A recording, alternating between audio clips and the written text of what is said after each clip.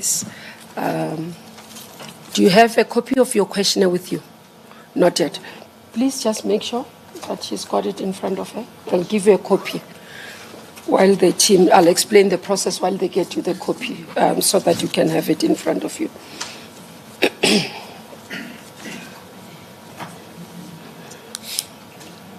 We're going to have, let me start by the panel. I hope you are aware of the panel members. I'm going to ask you to switch on your mic. Good afternoon to the panel. Good afternoon, Minister. Good afternoon, Advocate Johnson. I'm going to, the first, how we do the interview is the questionnaire that we send you and you completed. We'll take you through. We allowing both the panel and the public to get to know you. After that, there will be questions from panel members. And then I must check who's taking you through the public comments. Okay, Mr. Mutloung will take you through, as the lead person from our side, all the comments that we've received. We've sent them to you. I think you got the highest comments. I have, and not positive comments, but I do accept the comments, and I know we'll deal with them as we go through the process. We will deal with them at the end, so you'll take you through so that you go on record, responded. But we have also received your response in many of them. I'm going through that. In terms of your response, so we'll deal with that. You don't have to pressurize yourself in between to answer them. We'll give an opportunity just to go through what has been asked and then you can deal with. Through section 1 deals with your personal information. Correct. In terms of, you don't have to switch it off. Oh, did you get the copy? Not yet, Minister. Not yet, or they're still, okay, let me wait a bit so that you have it in front of you. Oh, okay.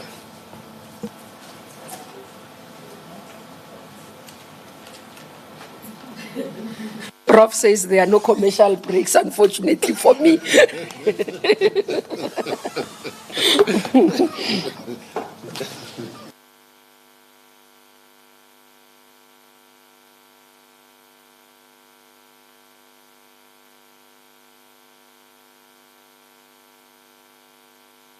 Thank you, Minister. I do have a copy. Okay. Section 1 deals with your particulars. I'm not going to read them out, but move immediately in terms of your qualification. So would you take the panel through how these qualifications are relevant as you have them to the position of being a National Director of Public Prosecution? Thank you, Minister and panel. Let's ask them to move your mic closer. Move it closer. I don't know. They seem to have moved it a bit. The other candidates, we could hear them clearly. Am I more audible? Yes, perfect. Thank you. Minister and panel, I studied for a B.Juris degree, and many, many moons ago when I initially enrolled for that degree, back at the time at the University of Durban, Westville as it was, that was the bespoke degree for prosecutors. Ordinarily, those who wanted to go into the profession as attorneys would do the B.Proc. I had always wanted to be a prosecutor. I then studied for an LLB degree. And then when I joined the Directorate Special Operations, colloquially the Scorpions, I realized that having investigators and prosecutors under one roof meant that I needed something more than just those two qualifications. And I then enrolled for a diploma in criminal justice and forensic auditing at the University of Johannesburg. And what these degrees do is they have given me a different approach to how I go about looking at crime, looking at the criminality, looking at evidence, and how to assess and judge, both in terms of evidence and the law. It has held me in good stead in terms of being able to deal with a varied type, as the panel and Minister would see from my legal background. It has helped me to deal with a whole host of matters. So in terms of being a national director, it gives me a strong legal background, a strong legal framework. What it has done is, having put me in the prosecution service, having exposed me to the kinds of work I've then had to do, the managerial roles that I've had to play, that then says, let us look at her. Should she then be considered as an NDPP? It is not foregone conclusions that these legal requirements actually put you in that position. It is the experience that has allowed me to be considered. Let's move to that area then that you're talking about the experience. The mic is off, sorry. Let's move to that area of your experience, and I'll just go through as you have summarized it. 96 until 98, a prosecutor. Correct. 98 to 2009, state advocate. Correct. In 1998, yes, till 2006, 2004 April was a senior state advocate. Okay, yeah, we'll come to that. Because I'm looking at it, perhaps maybe you'll have to explain.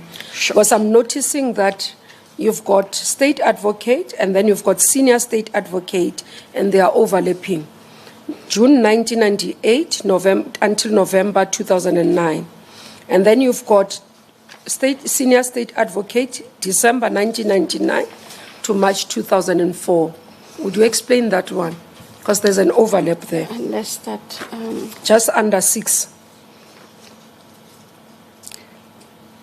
My apologies, Minister. That would be a typo. Okay. The state advocate is from 1 June 1998 to 30 November of 1999. Of 1999, okay. 1999. No, it's correct. Then the senior state advocate from 1 December 1999 till 31 March 2004. Okay, so that has been corrected. So we want to go through properly so that we have Understood. the record. And then you've got under the DSO, senior DDPP, 2006 to 2009. That's correct. That is correct. And then again, until 2019, just explain that one. So you moved from DSO, but when you moved to NPA, it was still the same position. It was still the same position. It was when we were disbanded, Minister. Yes. So you kept your rank. You, however, chose an office, and I was allocated by choice to the DPP office in Pretoria. In Pretoria. Yes. And then you moved then to the head office from 2019 to 2022. That is correct. And then you became the head of investigating directorate from 2022. 1 March 22 to date. Till to date. Okay. Then we move, this one you're saying you moved from 2022 no? to date. To date. Okay.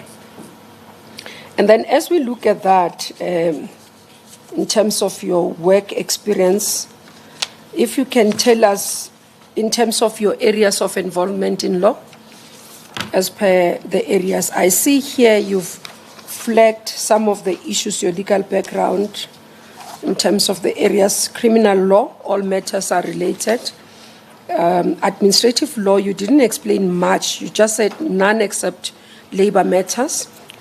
And then on constitutional law as well, you just said that it's just filing papers. Maybe explain that. You didn't provide more details on that one. So in terms of the administrative law, I always, and if I'm wrong, I'll be corrected, I always saw the involvement of prosecutors in the disciplinary processes as part of an administrative process.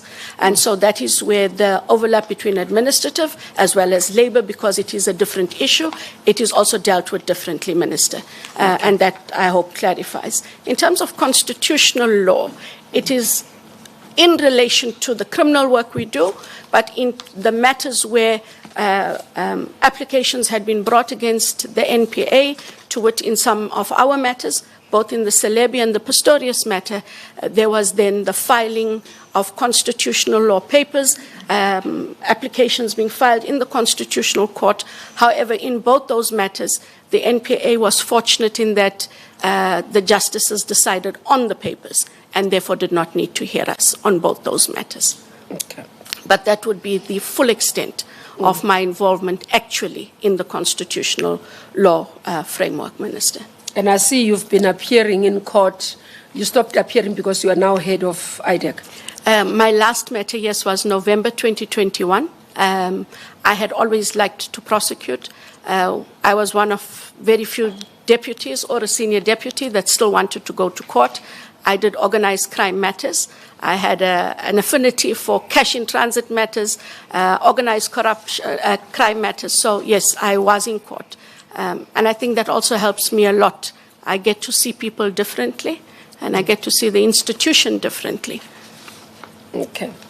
Let's go to your managerial level in experience. I think the Section 3 deals with prosecutorial experience, which we have dealt with. You've been a prosecutor almost all your life. We're moving into the managerial experience. You've not given us more in terms of what you are currently managing. I see here you're saying, I have supervised at any given time between 20 to 30 people. That was this before, is only at IDEC. Before IDEC. Before IDEC. Before it says IDEC. at IDEC. Okay. Yes. Take us through. So how it does work, Minister, and I'm sure that you and the panelists are aware, when you are in the office of a DPP or you are the coordinator of a specific component, there's very few persons that you are responsible for, and that would limit the numbers. In my time at the DSO, I managed investigators, prosecutors, we managed analysts, and we managed the cases. But it wasn't more than 20 or 30 at a time. So at the DSO? At the DSO. Okay. At the DPP office, when I went there, you manage a team. It depends on which cases. Most of the time at organized crime at the DPP office, we did have a coordinator of organized crime. I was a deputy there. I then managed those persons whose cases I oversaw. And you also then managed, Minister and panelists there, every day administrative issues. So whether it was leave, whether it was discipline issues, whether it was resource allocation, case allocation. But in the main, one managed their operational issues. And then as a manager in the office of a DPP, you then form part of the senior management structure of the DPP. And so you attend to ensuring that we achieve the annual operational plan, you make input into the strategic plan, and you ensure that the strategic objectives of that division and or component are achieved. Okay. In that office, how many people? In the office of the DPP. Of the DPP that you were reporting to you? In the office where I was at the organized crime component of the DPP office. So because of, based on the number of cases, it will be between 6 and 7 at times? Give or take, yes, that is correct, Minister. Okay.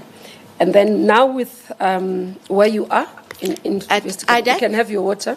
I hope you don't mind. I have juice. No, we don't mind. Sorry. Feel comfortable. My sugar levels were running low. Okay. No, it's okay. So thank you. At IDEC currently, we are a staff contingent of 128. As Minister is aware, we are only a national footprint at this time, even though we have cases over and beyond the province of Gauteng.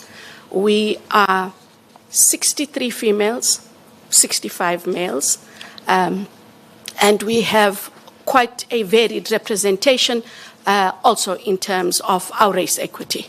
And we are quite proud that we are 63 to 65. And I think as the gender equity, we might overtake the males soon enough.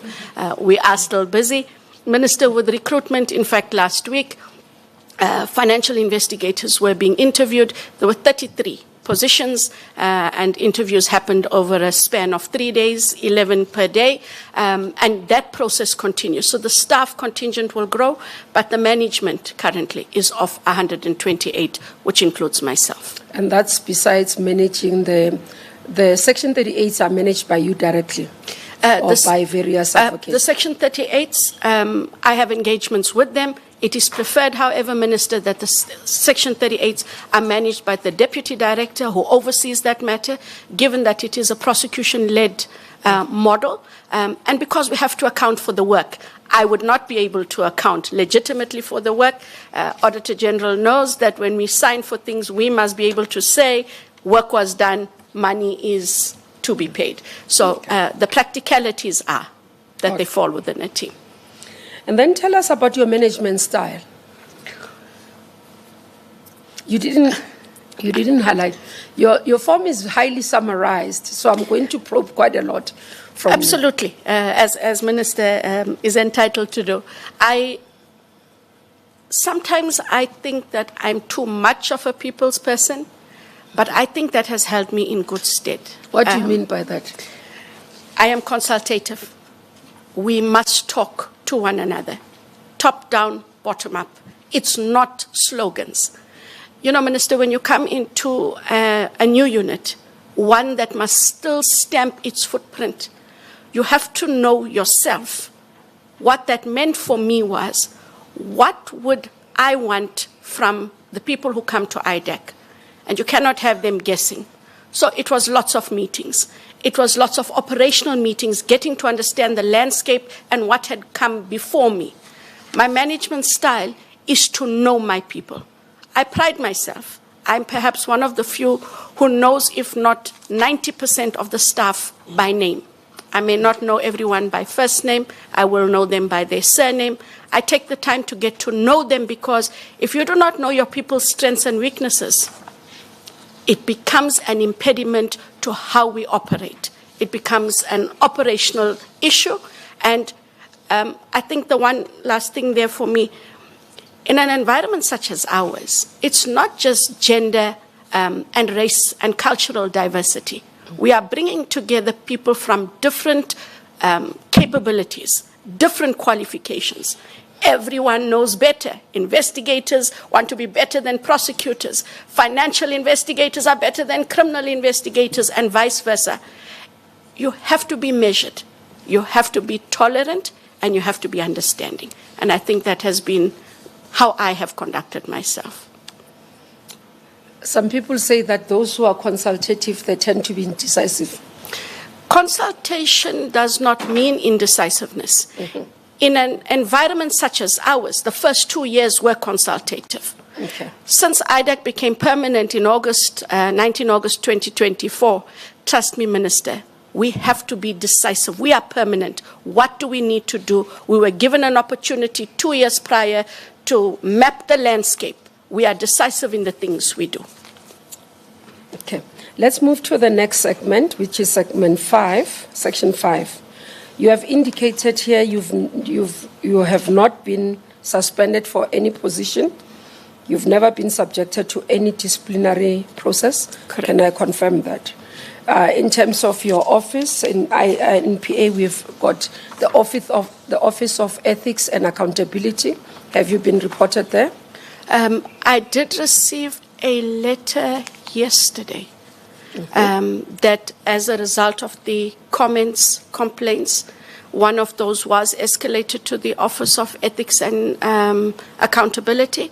I'm not sure what was sent to them. I just received a letter, Minister, that said, we have received a complaint. We will not be looking at it. It has been escalated to the Office of the Minister. But that was yesterday. I cannot give you details. I do apologize. That is what I got.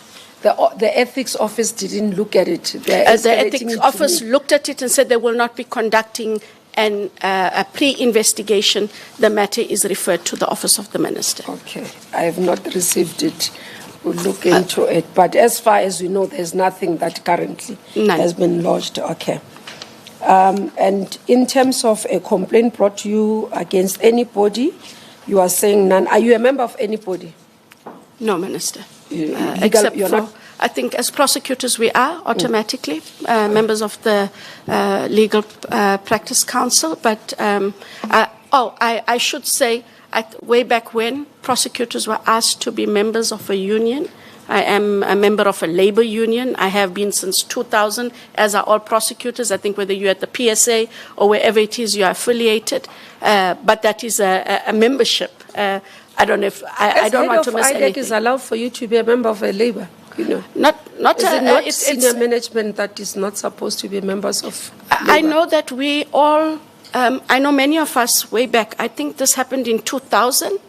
I'll have to check my membership. Please I've never check. used it, Minister, to be clear. I've never had cause to use it. My understanding is that the minute you become a head, you shouldn't be, because you are now part of the employer. Yes, I've not used it. And I don't know. If something has to be rectified, of course I'll rectify it. Not having used it, Prof, I'm not sure what the rules would have been. I just want to check, when you say you've been a member since 2000, surely there are interactions if you're a member. Either you pay or you get correspondence, or are you saying it's a dormant membership? I have only back in 2000 when I became a member, I know that it goes off my salary, but there haven't been communications because I've not needed to communicate, and they haven't communicated with me. And it's still deducted up until now? I'm sure that it still is. Okay. I don't want to say no. Then someone looks in my salary advice and it is. I will look, and Minister, I take your point. And I think it falls away in the sense of I've never used it, it's there. I do understand my responsibilities, forming part of a management where I'm an employer, and I will make sure that if that is an issue, that must be rectified. I'm trying to check. We tend to be more vigilant for our own bank statements, so that even that 99 cents that is deducted for Yes. apps, you mean you haven't checked? No, I'm saying I'm sure it is still being deducted, but I have no communication over and beyond the deduction from my salary. Okay. Thanks, Minister. Advocate Johnson, we have to get this one clear. You not having that engagement with the union, Yes. does not impact on the validity of membership. You're saying you are a member, so the fact that you have never accessed the membership benefits, Not at all. that is actually irrelevant in as far as the validity of your membership is concerned. Understood. And now I just wanted to understand, is it your position that you were not aware that as a manager, senior manager, you are actually not supposed to be part of a union? Absolutely. Okay, thank you.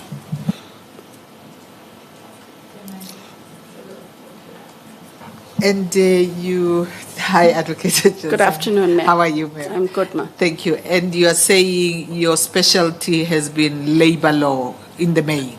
No, criminal law. Criminal law? Yes. Oh, okay. Only so criminal. labor law came in only when you're representing or dealing with NPA labor law matters? Yes, and in all of those, I have only chaired in the labor law matters. I have not represented any employee in the labor law matters, given that as a senior manager, I saw that as an impediment, and we had long debates about those back in the day. But I had only chaired in labor matters of the NPA.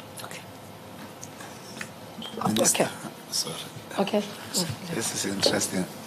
Advocate Johnson, you are a lawyer, right? Sure.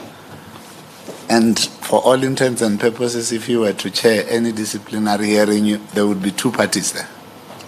Correct? And for all intents and purposes, one would be represented by an employer representative or an employee representative. Correct. Didn't you get curious, having signed the form at one point, about the fact that there is this relationship that you have with this body that actually appears before you as a chairperson in a hearing, and you are a manager, senior manager in the space? Didn't it occur to you, at least for you to be a little curious?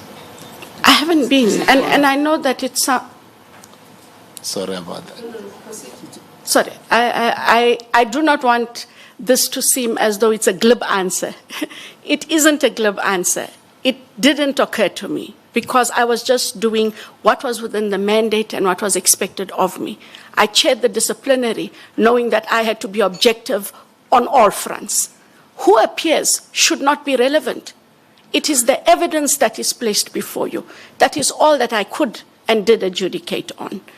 If you start to wonder about parties, you make yourself prejudiced and biased to the process, and should therefore recuse yourself. No, Ms. Johnson. That's not even my point. My point is simply, you are a member of this union, you have joined it.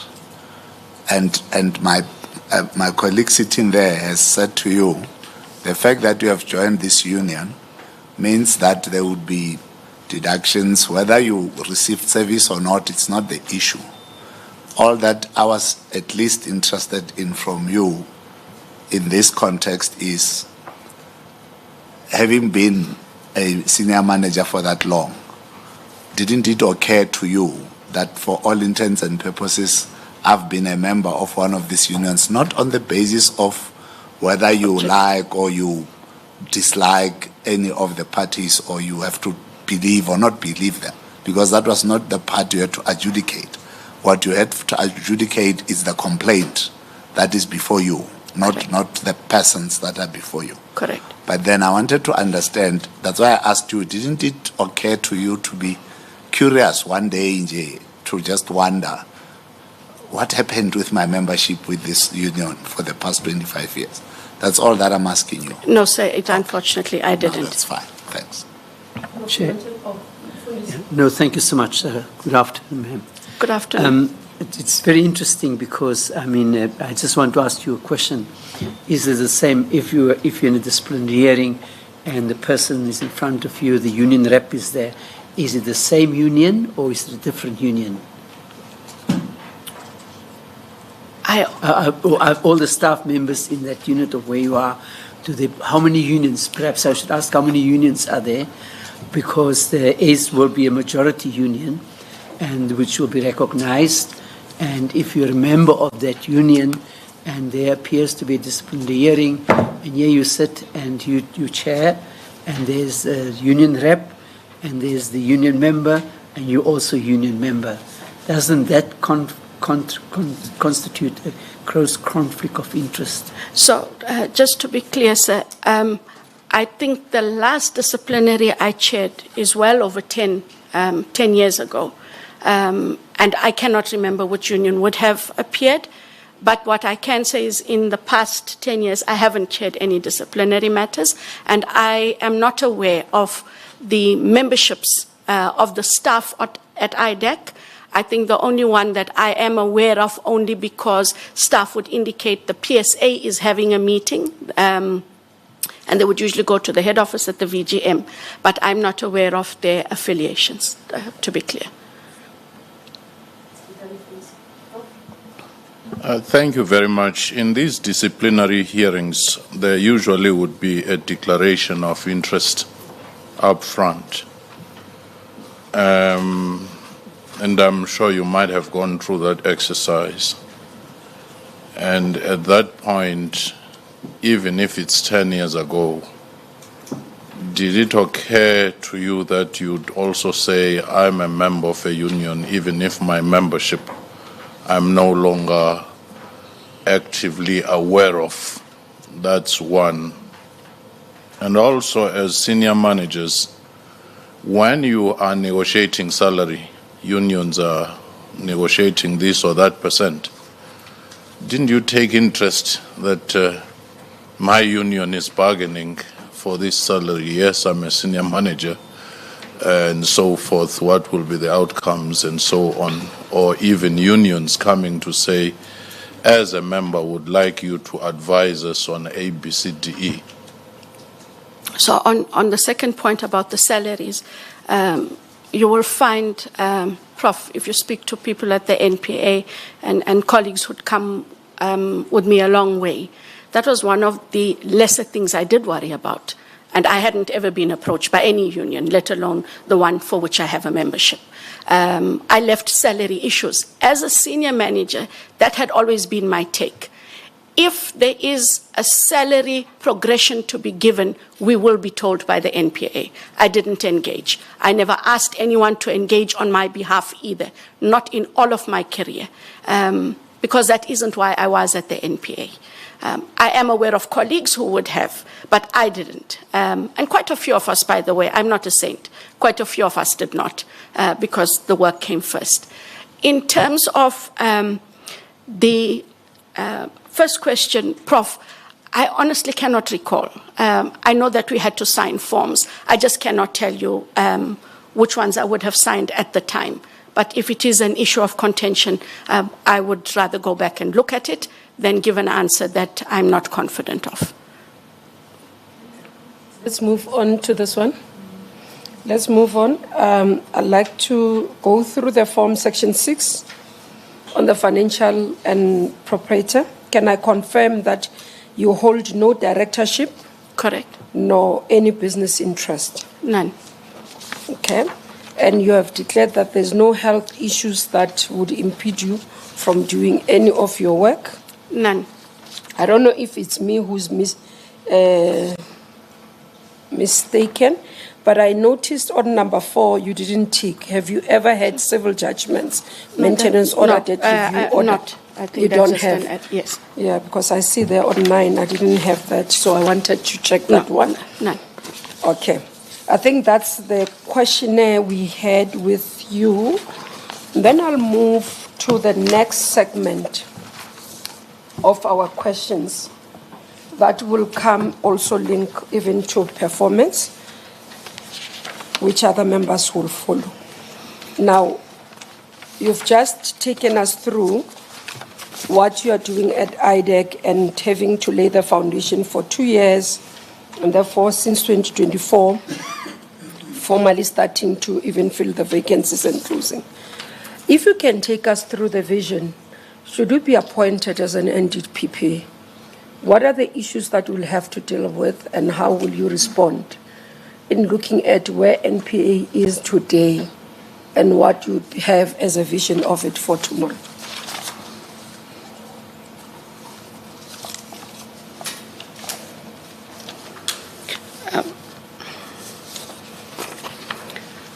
So Minister, if I could start with performance.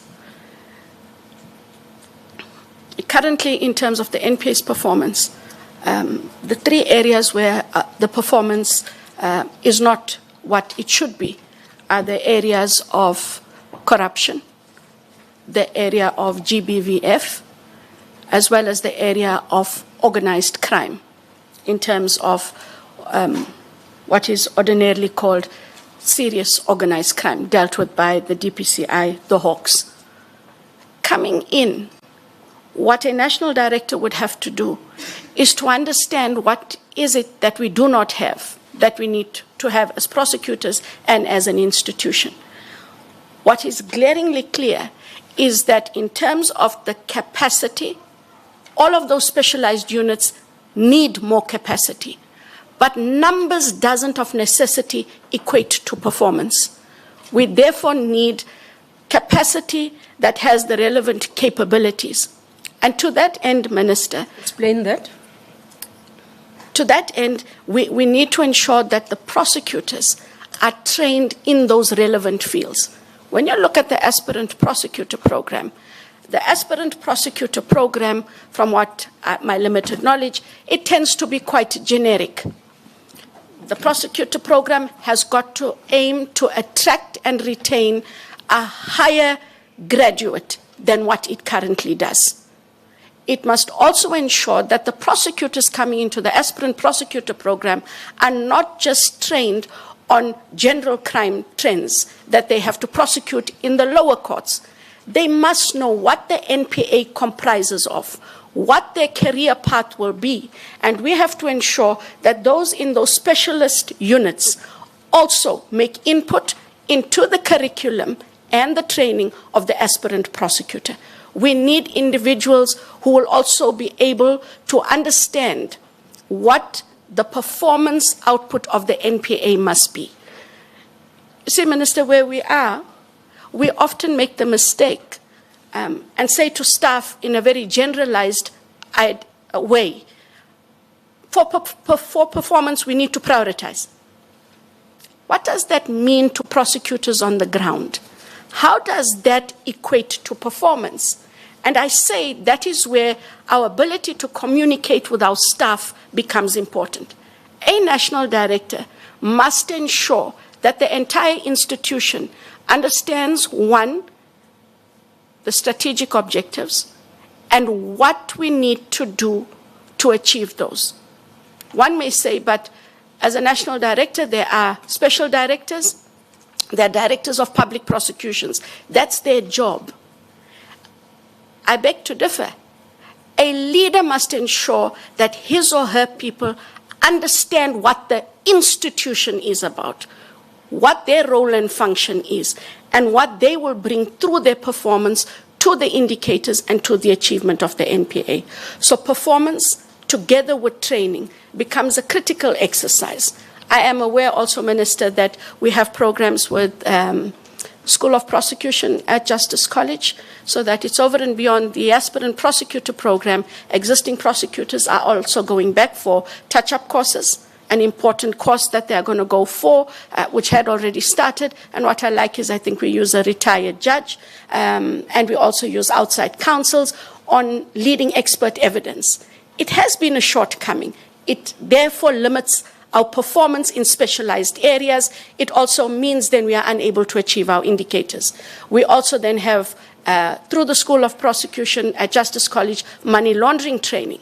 But then we have to say, how does an Ndpp and an NPA change the game in terms of the specialist units? What we are doing is, through the German-funded training, which Minister is aware of, that there is specialized training on organized crime as well as complex corruption. But the training then, which is quite different, is not just for the NPA. In those training programs, Minister, we have investigators from the DPCI as well as the South African Police Services. I know we have spoken to colleagues as well from the revenue services that where applicable, they are able to join those. So what it's saying is we are looking at managing the NPA's output differently by ensuring that we have a better, more capable staff. And then I think the last one for me would be, in terms of the main categories, is the morale of staff. We should never take people for granted, because disgruntled people can become quite an impediment to your operational activities and your output and your performance. You need to understand what brings their morale down. Is it just people who are disgruntled and grumpy? Is there legitimacy to the complaints and or the unhappiness they feel? And it becomes important that you don't take it for granted. But if you have the staff understanding that our work is to serve the people of the Republic, and we do that by ensuring we put out quality prosecutions based on evidence and the law, and that they are valued because that contributes to the output of the NPA, I think that is one way that we'd be able to just change that morale. And also, don't let people think that you favor one above the other. That would be the biggest mistake. Not all of us are equal. You do tend to build relationships better with some than with others, but you should never isolate staff and never let any category feel as though they do not bring something to the table. And where they don't, you've got to engage. Have your managers engage them about what it is that is going wrong and why we are not getting to where we need to get to as an organization. Looking and listening to what you are raising now, Advocate Johnson, I go to your performance as IDEC and look at the statistics. This is the report that we've just tabled before Parliament. And it goes with the issues that the public have been raising about, and you are saying, and correctly so, you have identified the areas that NPA is not doing well in terms of stats on convictions. Corruption, GBVF, organized crime. Corruption falls under your work. And I look at the report, I see in terms of authorized investigations. I look at enrollment of cases versus what is expected. If we look at last year, we've moved from 2023-24 from 3 to 9. But if you are to look at the report of what would be expected as investigations, where, for example, you would have accused persons of 177, someone's entities about 22, but I must read it properly. Yeah, I'm reading it. If you look at that stats that we've provided and the report that we provided versus what we have as enrolled to court, that stats doesn't look good. And I appreciate that. And if I may explain. Because we need to understand, and I said to even this is consistent. I don't want to be told by the public that you've moved from one problem, you've made it a national problem. If it's a problem of performance is sitting at IDEC, maybe we have an opportunity to fix it there.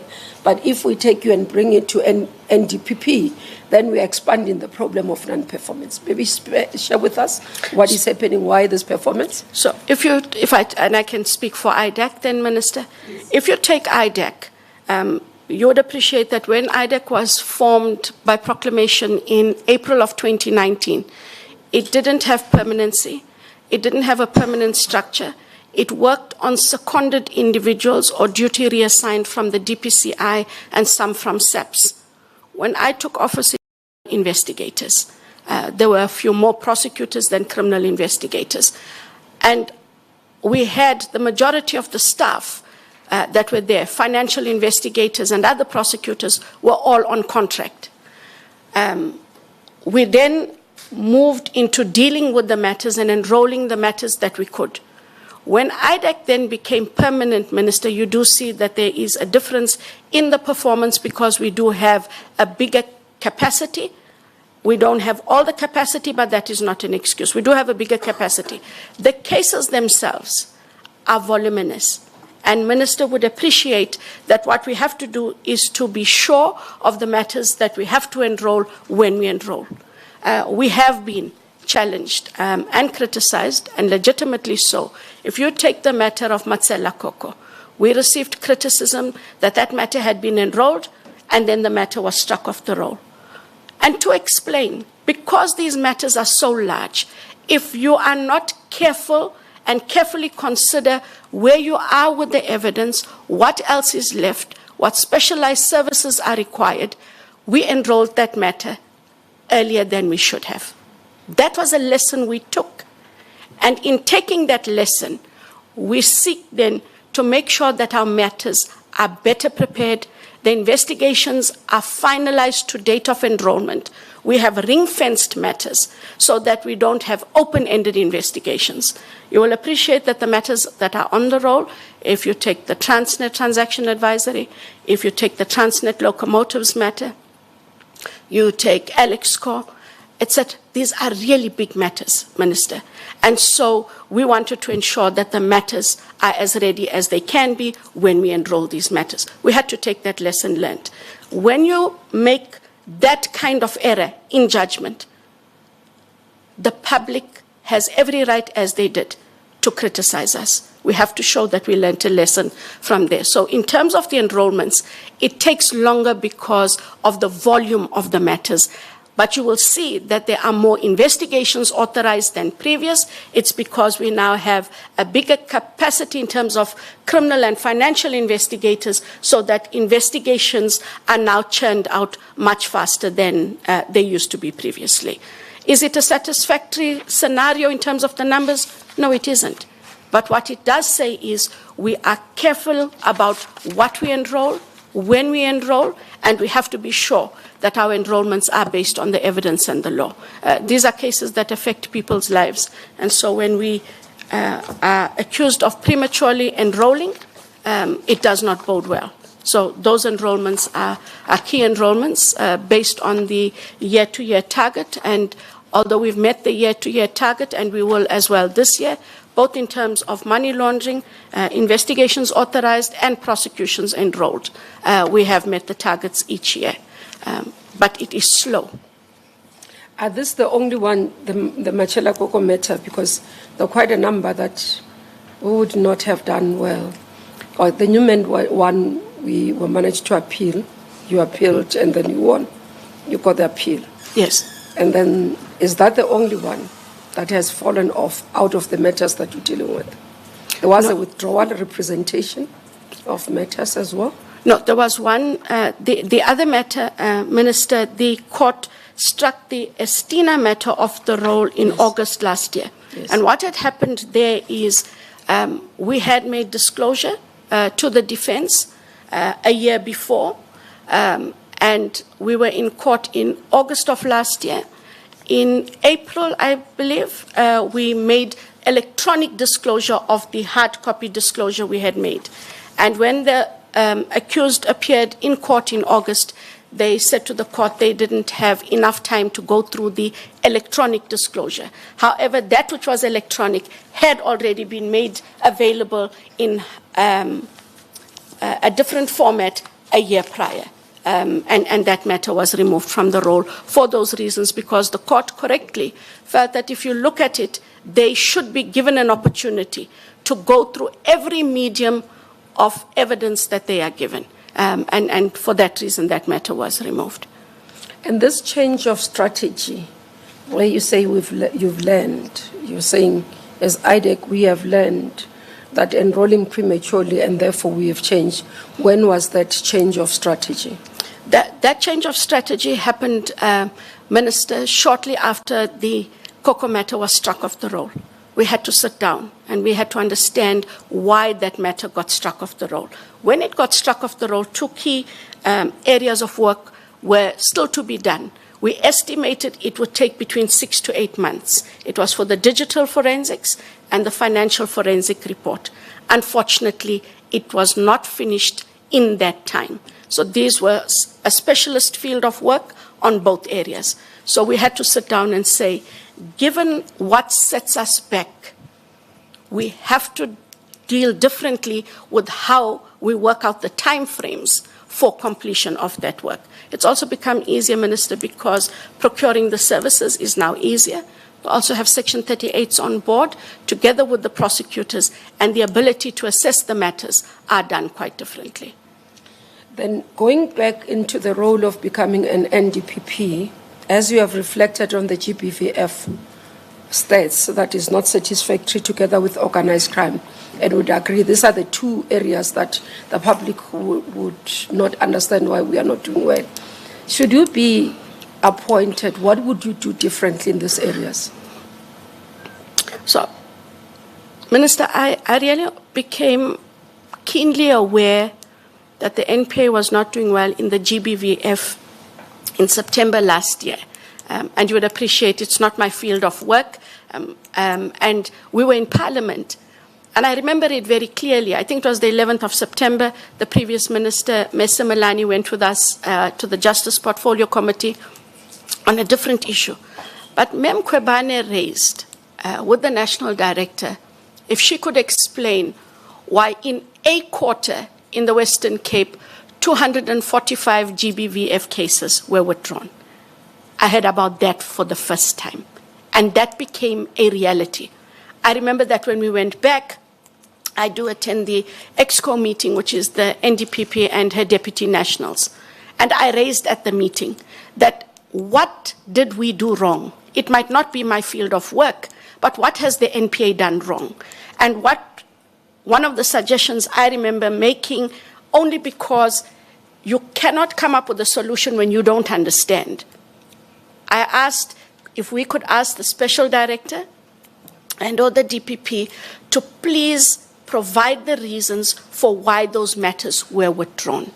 What were the lessons to be learned? Because you cannot have, in one quarter, 245 is a number way too many and unfathomable. I am aware then, given those engagements, documentation went out from the head of the NPS at the time that this exercise is to be done. But what also then brought this matter more keenly to the fore was the Omotoso matter. And so this is what we had to grapple with.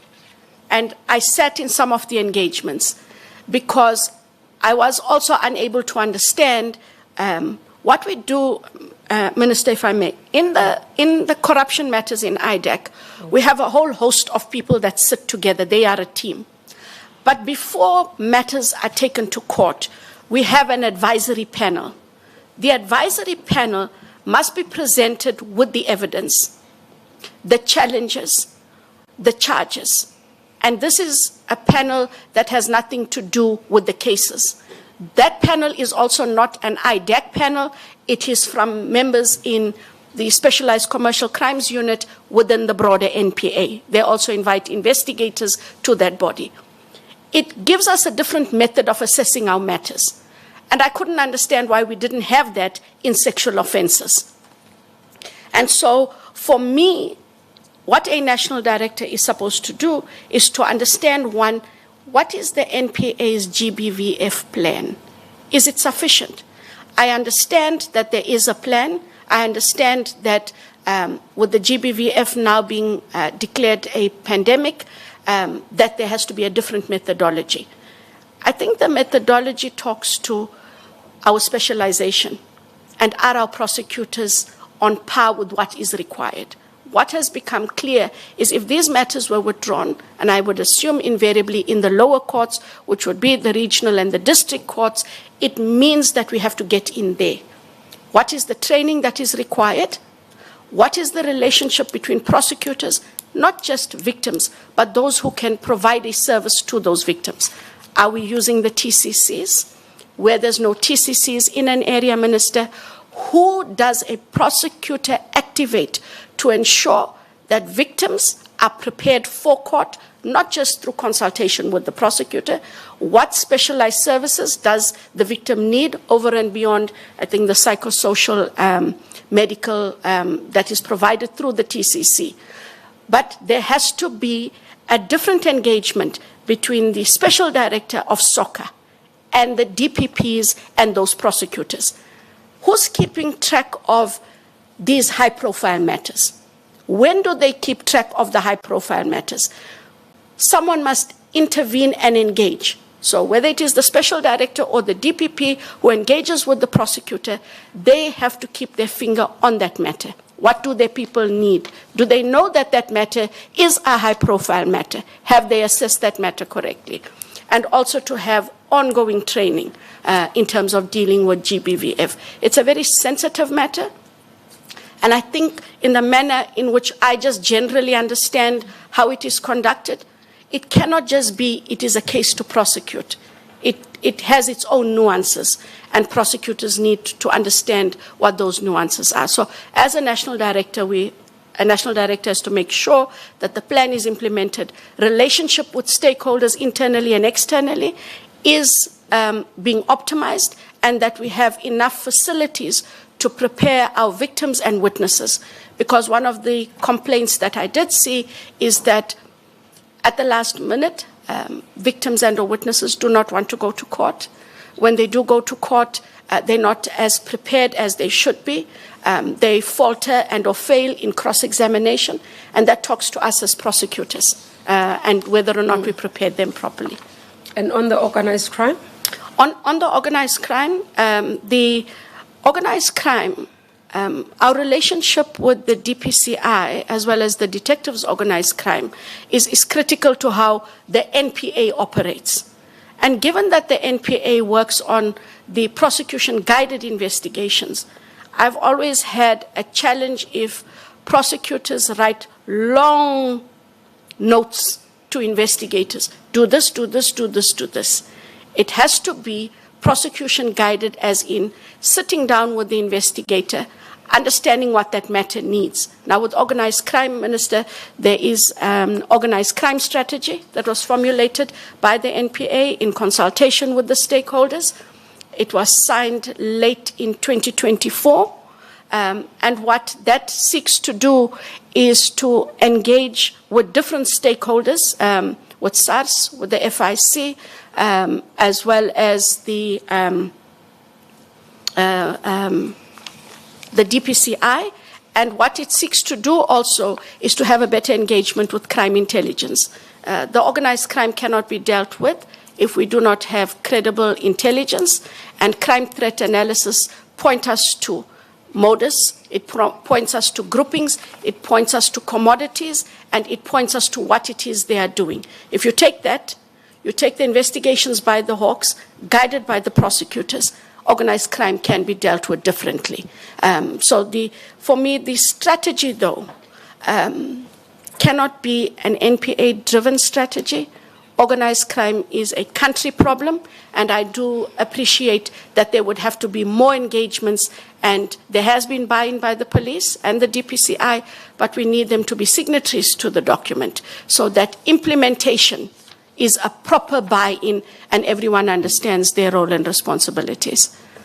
Okay, before members do follow up on my issues and take over the question, just one thing that I observed, which was quite an interesting thing I saw. You've got on your reference Mr. K. Behari. Correct. What's your relationship? Friends, colleagues? I had known him for over 35 years.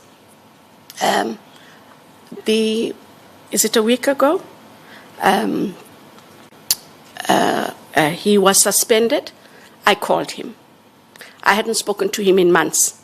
It's not somebody I engage with every day, but it is someone I've known for a very long time, Minister.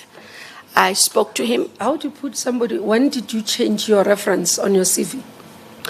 The documents had already come in. Oh, okay. So I chose not to change it. Okay. I knew that if any issue arises, I must answer the issue. Okay. Changing it and then resending does look like I have something to hide, and I have nothing to hide. I'm talking in the context when you say you have not spoken to him. No, he had been a reference. If you look at my CV, Minister, those two references had been references perhaps for the longest time on the CV, and had been there as well in the previous interview for Ndpp. I called him and said to him, look, I had been nominated and I accepted a nomination. I cannot have you as a reference on my CV.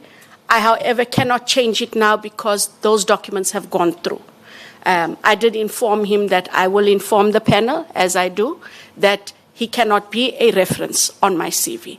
However, I must say, Minister, I did ask about the reasons for his suspension, which he did provide, and I did say to him, while I hear you, you have to appreciate, I am not judging you, but I cannot be having you on my CV. So I unfortunately did judge my friend, who hasn't been found guilty of anything. But in this position, the perceptions do matter. And Mr. Behari has understood that's why I'm that he, it, as that head he of will be. IDEC, and with what is coming at the commission with reference to Ekurhuleni, I got consent to see him as your reference, and that's why I wanted to ask the context of your relationship with him. It had been such an old reference. I think even if I had to print CVs from prior, him and the other reference had always been there. The suspension happened after the nomination and CV submission, but I did tell him I have to remove him, and we also agreed that given the allegations that are made, given the fact that he is suspended, although we hadn't talked for months, we will not be able to talk at all till his issues are resolved. I did stand in judgment. I might lose much more friends because I am judgmental, but I had to do that because in the seat that I'm sitting in today for this position, the perceptions do matter, and I've had to do that. Prof, you want to say something? As the head of IDEC, I'll assume that your first instinct is vigilance and Correct. verification. Correct? And it does look like in some instances you allow for this profound blind spot. Because let me escort my logic. Sure.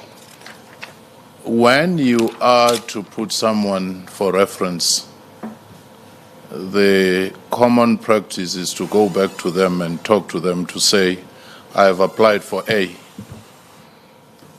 and now I've applied for B, I've applied for C. There is no retainer in reference where you say, you will always be there. Understood.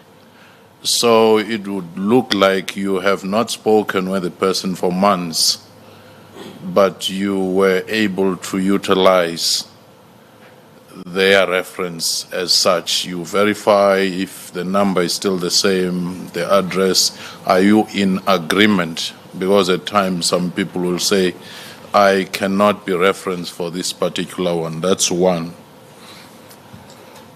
The second one from your previous answer is the one of most of the time you talk about the reforms that ought to be made based on precedents and what you have encountered as the NPA or IDEC. What I've not seen or heard coming out clearly, it's the strategic foresight to say this is the emerging trend of organized crime or corruption which will define the future, because you may resolve things that have happened from the past and have to go back to the drawing board for those things which are coming very fast into the future of crime and so forth. Would you comment on those two? I would have added the third one, but I know that my chair will say don't overload or front load. Yes. Prof, I take your point, and I'm being as forthright as I can be. I'm saying to you those two references had been there. When I was nominated, I sent the person my CV that nominated me, and I sent it as is. I did make a few amendments in terms of things that I had done since then. I didn't think I needed to call them because I know his number didn't change. I hadn't spoken to him in months, but he's always had that same number. And I am aware he's lived at his address for quite some time, and I was not aware that he had changed. And I think given So that... that one, when was the last time? When you say months, when was the last time? That I spoke to him. Minister, it could have been February or March, other than now last week, when I did call him. February, March this year. This year. Okay. Yes. And I hadn't been to visit him in more than a year and a half, if not more. And with the other reference as well, there's nothing wrong with the other reference, but I also didn't call that reference because it is someone that I know her number has not changed. And I didn't think about the address. It's the reference and that they are contactable.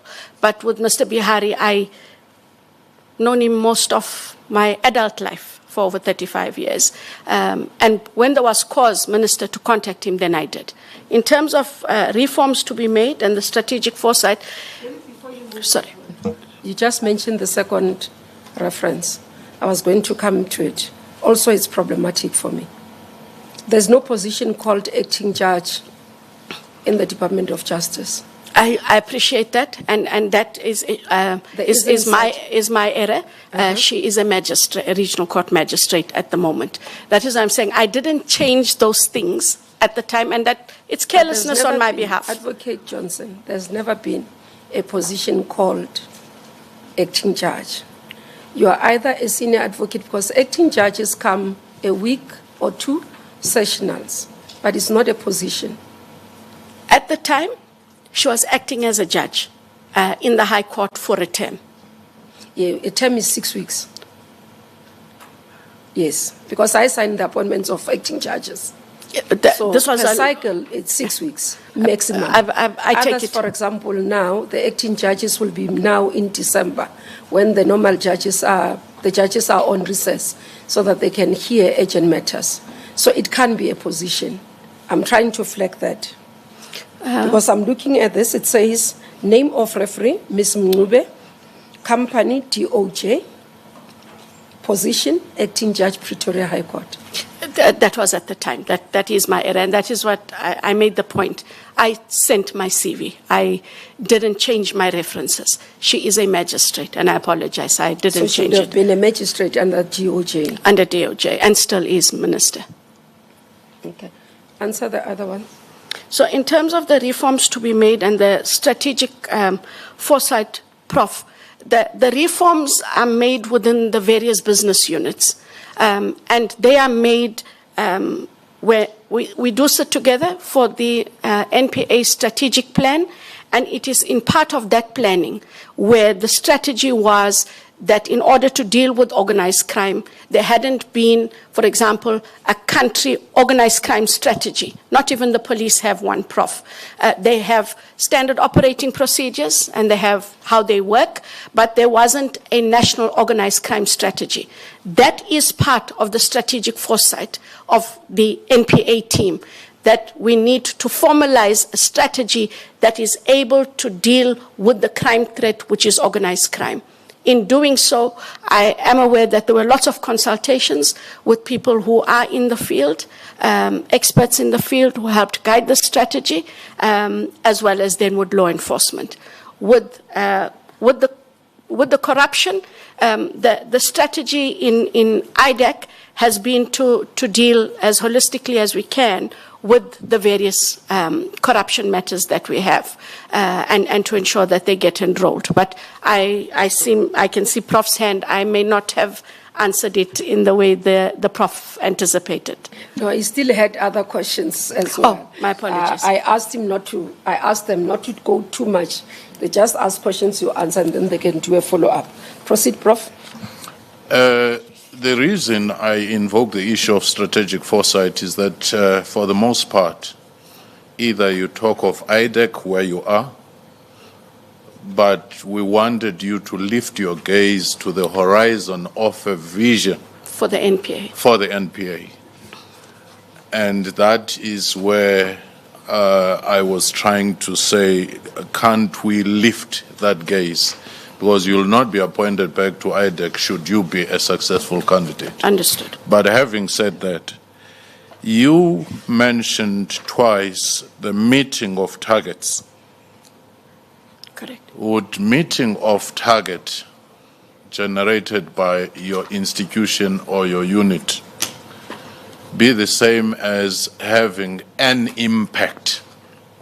Because there's one compliance matter where people say these are the targets. There's another one where you say, no matter the targets, the needle is not shifting. Can you reflect on that? And correctly so, Prof. I know that there has been much debate.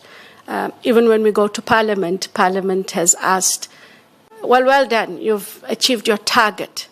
But what does that equate in terms of impact on the people whom you serve, which would be our South Africans, regardless of the crime type? And that is an issue that I know that we have been discussing in the NPA overall. How do we measure impact? Targets are numbers, but do those targets deal with the right cases, the cases that can elevate what we are doing? So if you take, for example, I remember there's a matter, it's a corruption matter, not in IDEC. It deals with the Lepelle Water Board, I think in Polokwane. And because of the fraud and corruption there, it was identified that the corruption in that matter must be dealt with. What it did is, if you deal with that matter, and if asset forfeiture is able to bring back the money, one might be able to put it back into the criminal asset recovery account and therefore give government the impetus to then put in a water supply for the community that was robbed of its water supply because of the corruption. That is how I consider as defining impact. Targets are numbers. And so what we have to do differently is understand which matters affect the South African population. So impact can be measured differently. It is what kind of recourse do you give to a community when you address the crime in that community. It's the same with drugs, Prof. Is dealing with drugs and dealing with drug syndicates may bring relief when you arrest those persons. But in other matters, you need to be able to recoup the money so that services and service delivery goes back to a community. That, for me, is the impact of matters. Targets are part of performance achievement. They are part of the indicators, but not all targets talk to impact, because you have to identify those matters that will make impact across the board.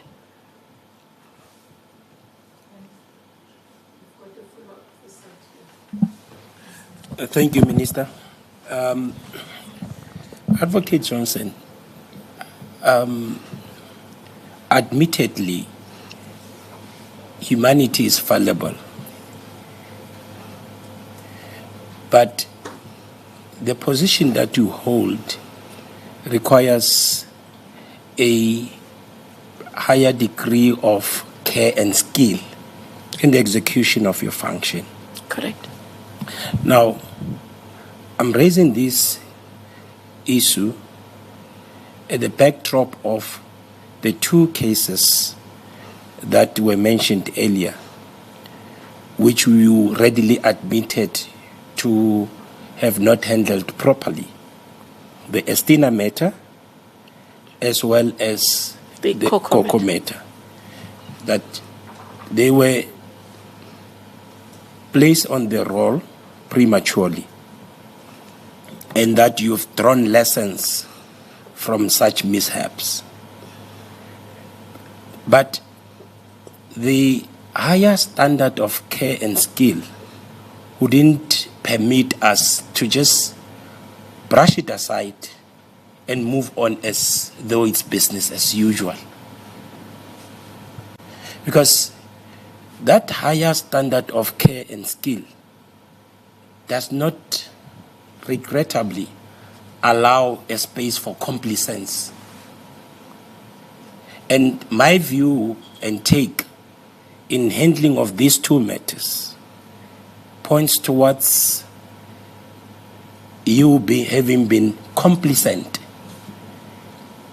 and having exercised poor judgment in enrolling matters prematurely.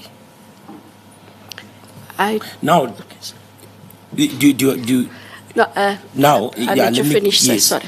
Now, this talks to consequence management. Reverting to my earlier sentiments, it cannot be, and these matters cannot be treated as business as usual.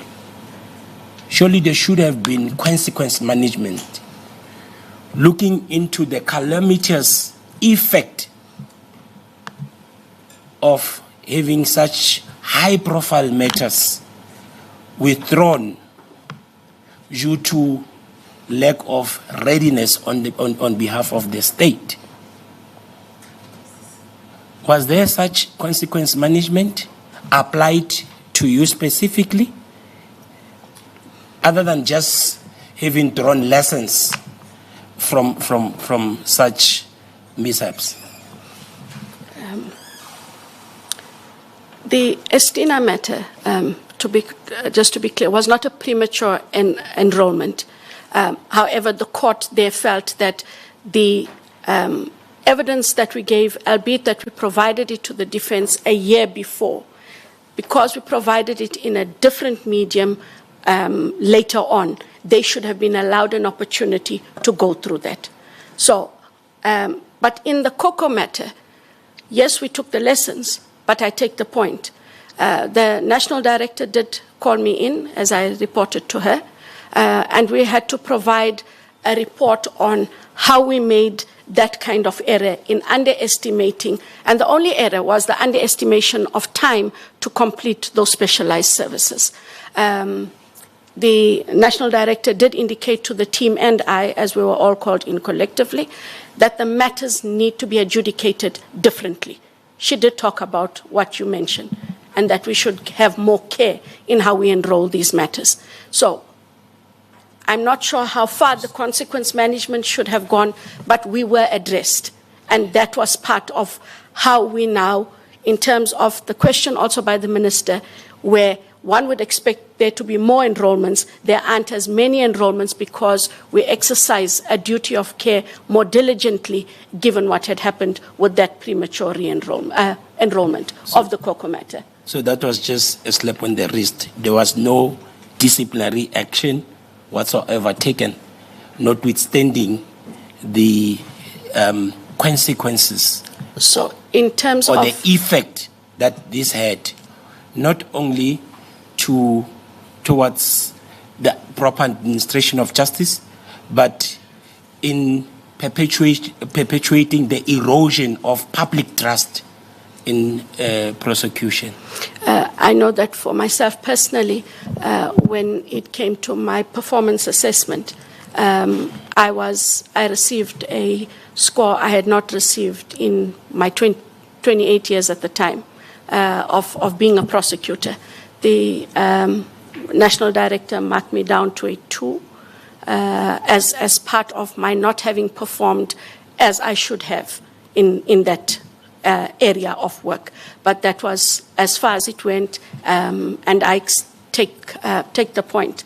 I can't take it any further. Okay. That is what was done. Just one last point. You indicated that you got to know of the impact of the GBVF when you went to Parliament. When you were in Parliament, and that was the first time you got to be aware of the impact, or rather the statistics and the challenges that bedeviled the institution at the time. And part of your reason for being oblivious to that fact was that was not necessarily your area of focus. But you're sitting here today as a candidate for appointment to the highest echelons within the NPA, Ndpp. I would take it that you did not develop interest in this position overnight. And I take it, if I'm correct, then you should have had interest in broader areas of performance within the institution. And by your own admission, you didn't really have demonstrated that interest, because you had proximity to management, you had proximity to access reports that will inform you of the direction the institution was taking, and you missed that opportunity. May I expand? Yes. So I wasn't oblivious to GBVF. You cannot be a woman in this country. And I am the mother of a girl child. I'm not oblivious to GBVF in the country. Within the, sorry to interject, within the context of the statistics that I'm referring to, which you are not aware and up until you were in Parliament. I was aware that there are high numbers of GBVF cases across the board because it is publicly published and talked about. I became keenly aware of our failure as the NPA in dealing with GBVF in a specific area for a specific time because it was raised where I was. That it doesn't take away that I was aware that GBVF is an issue.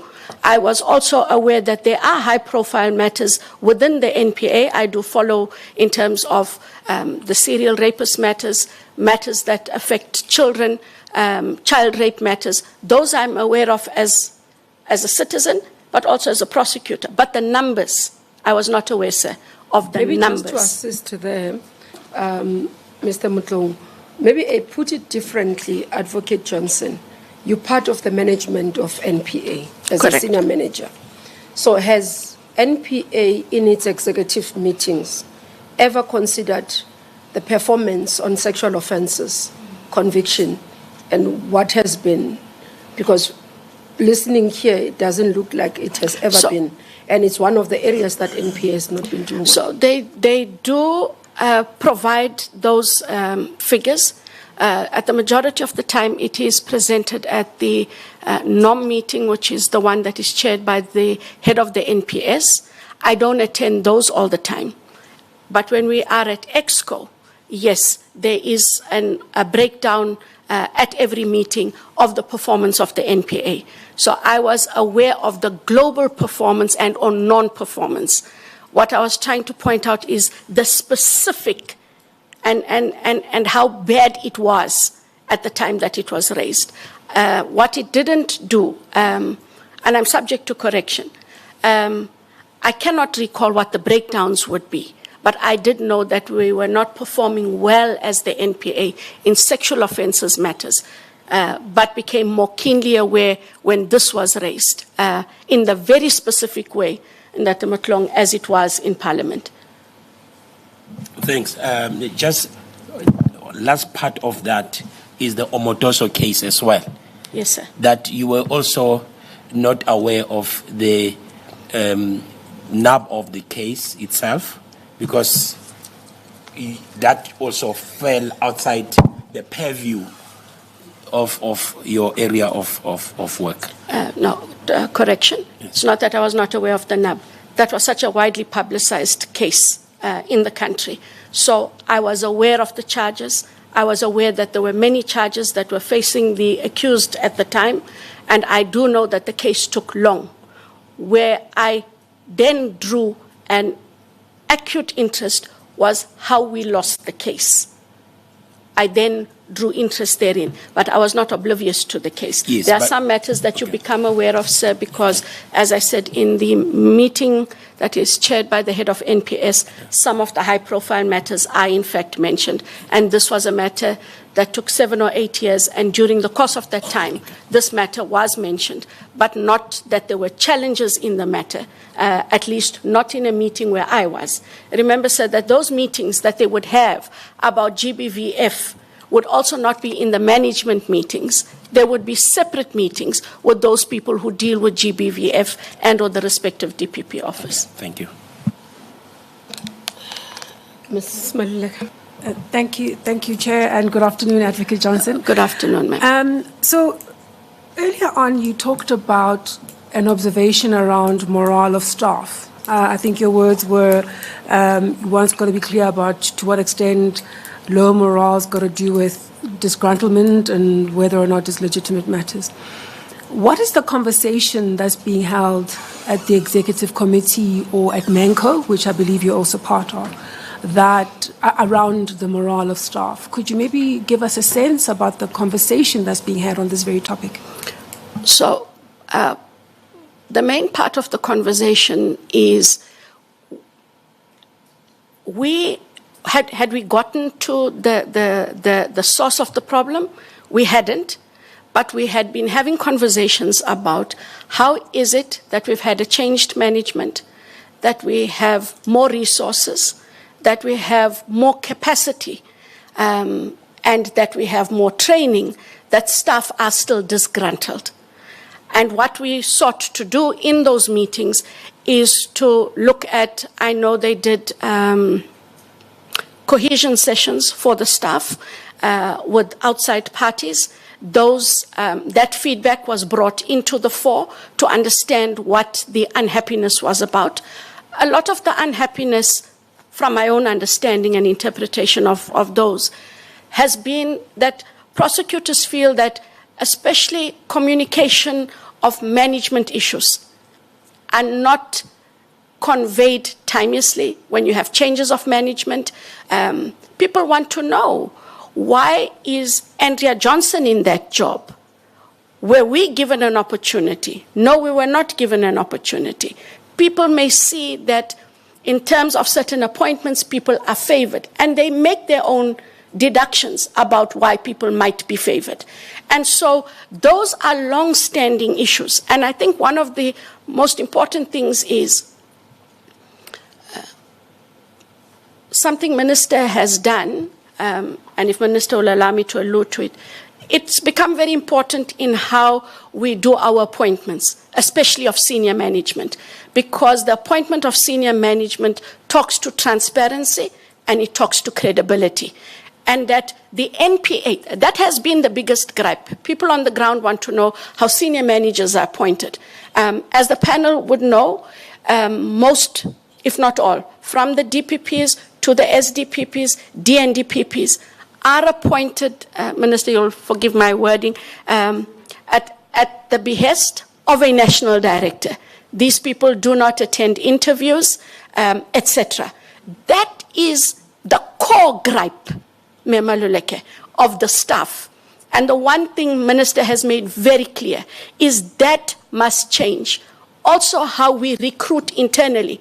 The panel cannot only consist of internal people. We must have someone from outside. It brings an independent mind to bear. It also brings a sense of comfort and confidence to those NPA officials that are applying for the post. The majority of it is within the recruitment. Secondly, it is the morale talks to the training. Unfortunately, when training initiatives are presented, not everyone is available. You end up finding that the same person goes to 2 or 3 training ventures for that year, and then that in itself causes a lot of dissatisfaction. But the majority of it has been how appointments have been made, and the transparency with appointments, because people want to know, and they have every right to know. So earlier on, you talked about the organized crime strategy, right? That had been the outcome of a consultative process with other institutions. And it was approved, I think you said late 2024. What's the status of its implementation as things stand, and what is the current conversation about it at EXCO? So the organized crime strategy became actionable from the date of the signature. So I cannot remember the exact date, but in 2024 when it was signed. What that has done is it has made, there's a different engagement with prosecutors on the ground. So organized crime prosecutors always formed part of a component, and they just dealt with the matters as they came in. What now happens is, if you take a division, the DPP gets to understand at a higher level what the organized crime priorities are.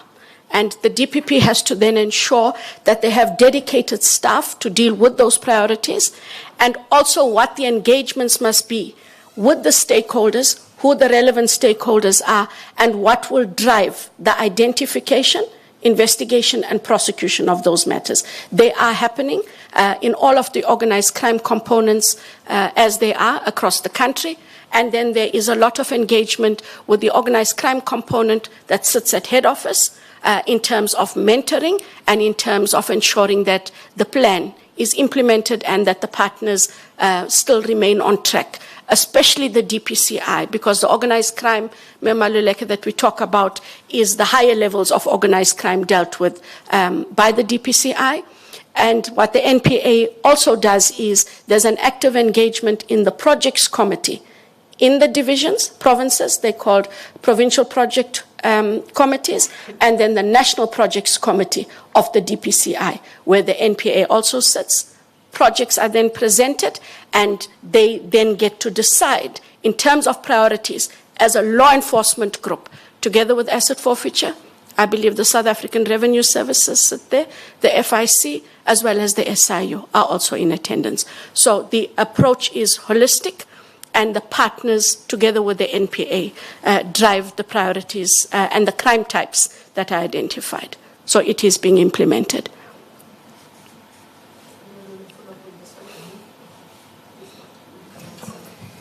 Thank you, Minister. Advocate Johnson, I just wanted to ride on Professor Fikeni's comment. This one is a comment just to say, I'm a bit concerned about your level of vigilance, because one would expect it to be much higher than an ordinary person. Not belaboring the issue of the deductions that started in 2000. They're going for 20, I don't know what years now, 26, 25 years. And that is worrying to me, because that has got an impact on who you are in the eyes of certain people inside. That's one of the many reasons. But secondly, I also, why I had to bring it back, the issue of referees, I would expect somebody who has got a friend who is maybe a scientist or something to say they were acting as a judge and write that, not you and me. Correct. We are lawyers. Correct. And it's worrying me that we had to pick it up here. You know how judges act. This person is a magistrate. Correct. You have written a senior judge. It's almost, it's bordering, if not full-blown, misleading Because if some of the panel members or all of us did not know what an acting judge is, it gives it a different turn altogether. One of your referees is an acting judge. Correct. As opposed to a magistrate. Those things worry me. They're small, but they worry me. A third one is the Estina matter was also thrown out of court as a result of unreasonable delays. And you have not mentioned it. You know, so that's why I say maybe it's just comments, but unreasonable delays in the courts is fundamental because it goes to the heart of justice and a fair trial and access to the courts and therefore access to justice. You know, so it's worrying me that the way you look at things or the way you couch them, it's a different certain level of a truth as you see it, but not necessarily an absolute truth. I think I'm also trying to be strategic. No, but you hear me. No, I hear you. It's already 3 examples. Yes. Wherein, at the end of the day, you have not been entirely truthful. Let me just put it out there. Absolutely, and I want to be very clear. I have not been dishonest. Okay. I honestly overlooked those referees. I honestly did. Because at the time when I received the call, I sent my CV. You have no reason not to say I have to be even more vigilant. And in Estina, I didn't hide anything. Part of the unreasonable delays was the disclosure. I talked to what the court found about why that matter was struck off the roll. So please do not see the response as being dishonest. I responded as I do because I took the points that I saw. At no stage is it ever my intent. If that is the impression that was created, I can't fault me for making the deduction that you do. It was never the intention. Should we then conclude that, maybe the mic there? Should we then conclude that your ability to pay attention to detail is a bit of an issue? Let me tell you why. Let me give her the CV. Your CV is full of flaws. There's inconsistency between your CV and the form that we've sent you. Sure. And that is worrying for me. I just looked at it. If we go to your CV, and because you work with me, you know me by now that I do pay attention to details. Look at the position you're saying there, page 4 is fine. It's Investigative Directorate 1 March 2022 to date. You go to the next one. Company section, DPP Pretoria, Senior Deputy Director Public Prosecution, February 2012 to date.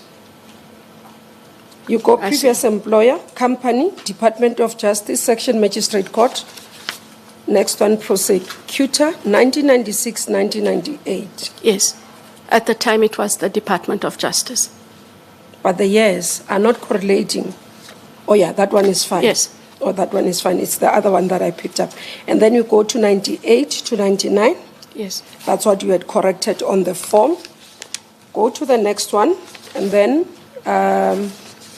1999 to 2004. That one is fine. 2004. I'll show you the other one that has a problem. Because I've been corresponding with this one. Check on the one of... On page 8. On page 8 as well. Correct. There's a problem there. The next page as well, let me just show you. The dates. Employment period the... is a problem as well. The next page as well, 6 February 2019 to date, a problem again. To date, yes. So you see what I'm raising. Again, you go back to page 11, National Coordinator Organized Crime, 2019 to date. This is your CV.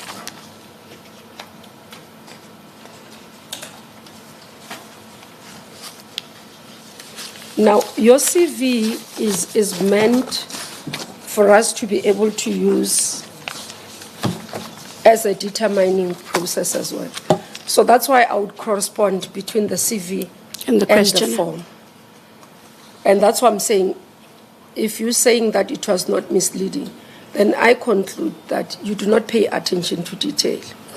In this instance, I didn't. I clearly didn't. Unintentionally, I didn't. I really sent my CV. And if you'll allow me, Minister, there can be no excuses, but I'd like you to hear the following. I don't apply for jobs. It's not something I do. But I take the point that I'm supposed to be more vigilant with the CV. I sent my CV, and I accept that I was wrong. I should have checked it first and then sent it. That is why when I had to do the questionnaire myself, I was vigilant in the questionnaire and was able to properly set out, because that was then the document I was penning myself. But No, I can't argue from the raising it, point. Advocate, I hear you are taking it, and I think this is just beyond here. Because we published this thing, this CV, before we could get the form. We've never published the form. We took your CV and published it. I accept that. The team emailed you to say, please verify this CV because we are going to publish it. Because I asked them to get permission from all of you before we could publish the CVs, so that you are not found wanting. Anything that you are not comfortable about, please take it out. This is what you sent us. And that's what I'm saying. My issue is the ability to pay attention to detail. It's the membership of the union. You didn't pay attention to detail. It's the CV. It has for a prosecutor, senior prosecutor, and a head of an investigating directorate that has the work that you carry a huge weight in your shoulders, not to be able to pay attention to detail. I know that, yes, here you are correct. I really am vigilant. When it comes to my work, I really am. Here, I can't take away that I didn't pay attention to my CV. I really didn't. And I don't have excuses to make. There's none to be made. Even on the item that Prof raised. It's been there. If it's to be corrected, I will correct it. It's been going off my salary. There's nothing to hide, panelists. It is as I answered. Minister, yeah, I was going to say, for a member of the public out there who would say, since 2001, there is a small amount that is being deducted. How do you know that there isn't a 100 rand that is being deposited by some shady person who tomorrow can turn around and say, please, you do know me, check your bank statements? So in terms of my bank account, the difference is getting those notifications. I get the notifications and I do check my bank account. This goes off my salary advice. That membership goes off as a stop order. That is what we were expected to put in those many years ago, Mayor. So those go off differently. They don't go off my bank account. They get withdrawn before you get your salary. So I'm saying it is there because it's always been there, but not in my bank account. I am clear about what's in my bank account.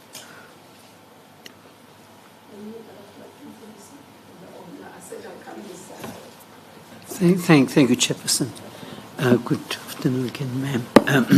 I don't want to flog a dead horse, but if you do send out your CV, you contact the person who's your referee to say, listen, I've sent you my CV. Somebody may call you and to tell you that, that you are my referee. So again, attention to detail and to be vigilant, because this is normally what happens. But I want to follow up on my colleague, the AG's, the issue about the morale. And you have explained in detail, how to work with people in terms of understanding the strength and the weaknesses, and also to be inclusive and have that leadership style and so on. But the fact that you talk about the morale and then explain about people, wanting to know who's getting what and what positions and so on. two questions. Does it mean that the morale is so low in the organization, as a whole, all its business units, and that affects the output and the productivity and the output that creates the kind of problems that we see, that you yourself have identified? So people will say, the morale is low, we don't know what's happening, why must I do all my work, and so on. So should you be successful, what is it that you're going to change, apart from the stuff that you say, that how you need to engage, understand, and hear what people are saying?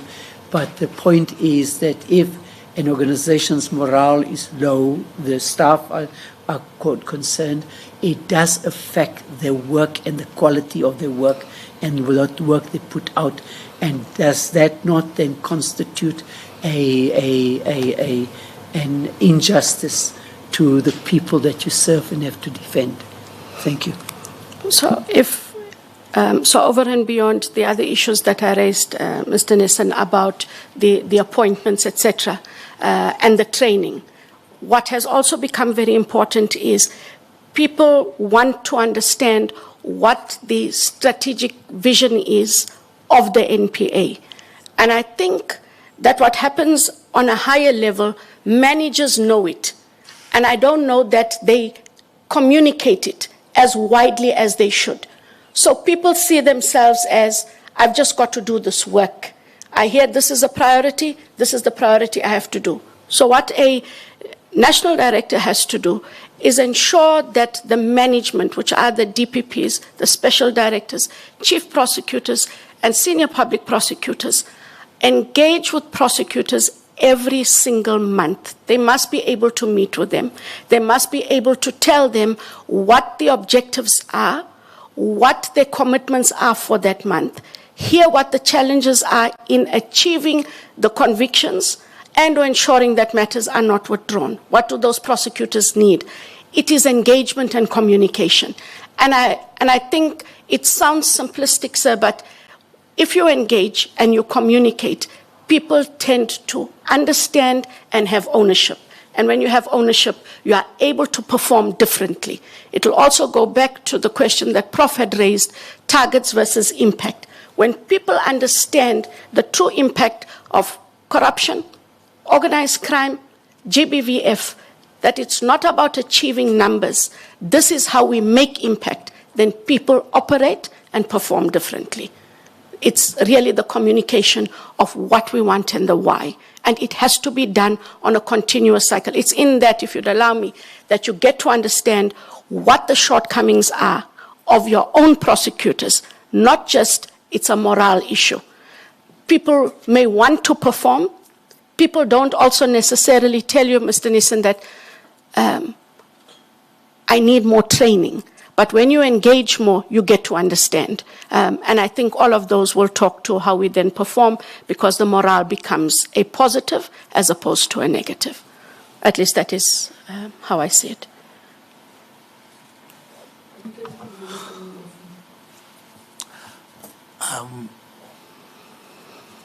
Advocate Johnson, I wanted to take you back just 1 or 2 steps. Nothing hopefully too hectic. Coming from you. Yeah, coming from me. No, I sorry. Sorry, okay. Minister. He smiles, and then when he asks the question, it doesn't leave you smiling. So I say in jest. Sorry, sir, I interrupted okay. you. Maybe that's the whole point of making everybody comfortable, so that we don't have to look at this process as if it's an interrogation room. It's not. So, and that's what the minister encouraged us to do, not to deal with colleagues as if we are in an interrogation, sir. I wanted to check with you, when you talk about the consequence management scenarios, I want you to cast your mind back from all the responsibilities you had to carry in the NPA. IDEC, you started leading it 2 years ago. I think it has 2 years since then, if I understood you correctly. Then you calculate the number of years that you served in senior management in the NPA. My imagination tells me that you have been in senior management for the longest time to be able to be part of that communication that you are currently talking to. And my understanding says the current incumbent has been in the institution for at least 6 to 7 years at most. And you have been there throughout. She actually found you there. And that's how I understand you. Now, having been part of that development of that very same first strategic plan that you guys created and developed and even agreed about how it filters down, how you communicate it. Let me then understand from you, what became your role in that space of that communication, of that strategic plan, to filter it down to the very junior prosecutor who just entered the prosecution role in the courts? How did you assist that, or perhaps not assist that? So at the time that I became involved, I was at head office organized crime, and that was from February 2019 till the end of February 2022. Okay. So part of that engagement was ensuring that in order to achieve our organized crime targets, to help prosecutors understand, especially at head office, part of the head office component's duties was to enable prosecutors to understand racketeering, what was required for racketeering, what the priorities were. So when we had the National Operations Management Meeting, which is the management meeting of the head of NPS, we would engage with the DPPs to ensure that them and their divisions understood what was required. We would also go to the divisions. I would travel, for example, to Mpumalanga twice a month. I would engage with stakeholders for the illicit mining. Another colleague would go and engage on environmental matters. I engaged stakeholders in terms of serious violent crime, cash in transits, and we also then engaged with the stakeholders. When we came back, where it became necessary in terms of the achievement of the strategy, we would make sure that we wrote the necessary letters or guidance documents, criteria documents, and sent them down through the provinces, because in the provinces it is the DPPs that are in charge. However, we were allowed, and we did. I would engage with the organized crime nodal points in each division. We also had meetings to understand that they knew what we needed, to tell us what they needed, and to indicate what their challenges were. Those then got escalated higher. So there was that engagement, but only because I was at a head office level. But the DPPs, we engaged with them, and from there they engaged with their staff. Okay. In line with that, if there was discontent amongst those staff members that you are speaking about, was the discontent at managerial level with the DPPs across the country, or was it a head office based discontent? No, I don't know if that's the right word, but the challenges that prosecutors had. I don't want to use the word disgruntlement because I'm not very sure where you got it.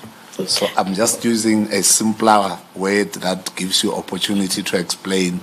When a colleague says to you, I don't understand how Mr. Nelson was appointed. That is how you want us to understand you. So I want you to understand me that way. Understood. So when those issues were raised, especially where I had those meetings with the organized crime nodal points, we documented them, we did send them back to the DPPs, and we asked for feedback, because the head of the NPS must ensure that those challenges are actually dealt with, and they would get dealt with. The majority of the issues that were raised were issues of resource at that time. Not all prosecutors are specialist prosecutors. And so you found that those prosecutors who had to deal with organized crime, invariably were in the DPP offices, and there were very small numbers of those. The majority of prosecutors were in what is called the general prosecution stream. So those prosecutors, the biggest issue was resources. The other issue that they did have is challenges with investigations, but they dealt with them then in the province. But they would escalate and indicate those. When we had the national meetings with the Hawks, we would make sure that General Labia and his team were informed of the investigative challenges that were encountered in a specific division with the organized crime component. And him and his organized crime head would then ensure that they dealt with it there. But the point I'm trying to get from you is this disgruntlement. Let me use your own word then. Maybe it would be easier. This disgruntlement, did it exist or does it exist in your area within the 2019 up to date or until 2022, or did it exist in the general public prosecution space as you want us to understand the two separately? It's across the board because you had resource constraints, whether it was commercial crime or corruption. We had resource constraints in the sexual offences unit. We had resource constraints as well in organized crime. So it was a generic issue of resources, and there was a generic issue of investigations, capabilities of investigators, training for prosecutors, and that was across the board. It wasn't unique to a specific unit, and that was at the time. I know now that there's more engagements between DPPs and their units. You also now have special directors in those specialist units, and the problems are escalated and dealt with there as well. It's only where a problem cannot be dealt with that it is raised with the head of the NPS, Advocate de Kock at the time, now Advocate Mzinyati, and they also do get escalated, especially resource issues to the Office Strategy, Operations and Compliance, which deals with capacitating and training. Prof? Thank you. Thanks. You've been with the NPA long enough to be able to characterize it. You've mainly referred to staff and prosecutors at the leadership level. Is NPA a house divided, or do you have any other type of leadership challenges? And if so, should you become the head of the institution, what would you do to cure that problem? And the second layer of that question, if you can help us lift one or two things in your long career within the institution where you say, I initiated this particular change and championed it and saw it through in terms of its implementation, and it will forever be remembered as something that I initiated. Not what the group, what the leader said should be implemented, but something that is your flagship when you reflect. Myself. Yes.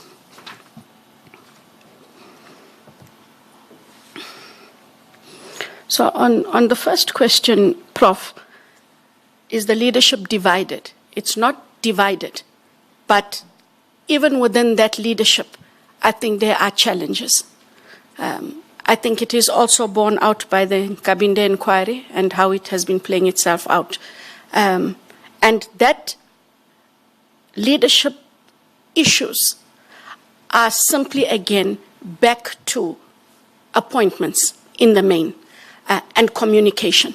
I do sit with the DPPs and the special directors, and the biggest issue is when decisions are made in the NPA, we want to be consulted.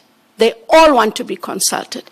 It shouldn't be a group that is consulted, and they feel that the consultation process isn't as wide as it should be.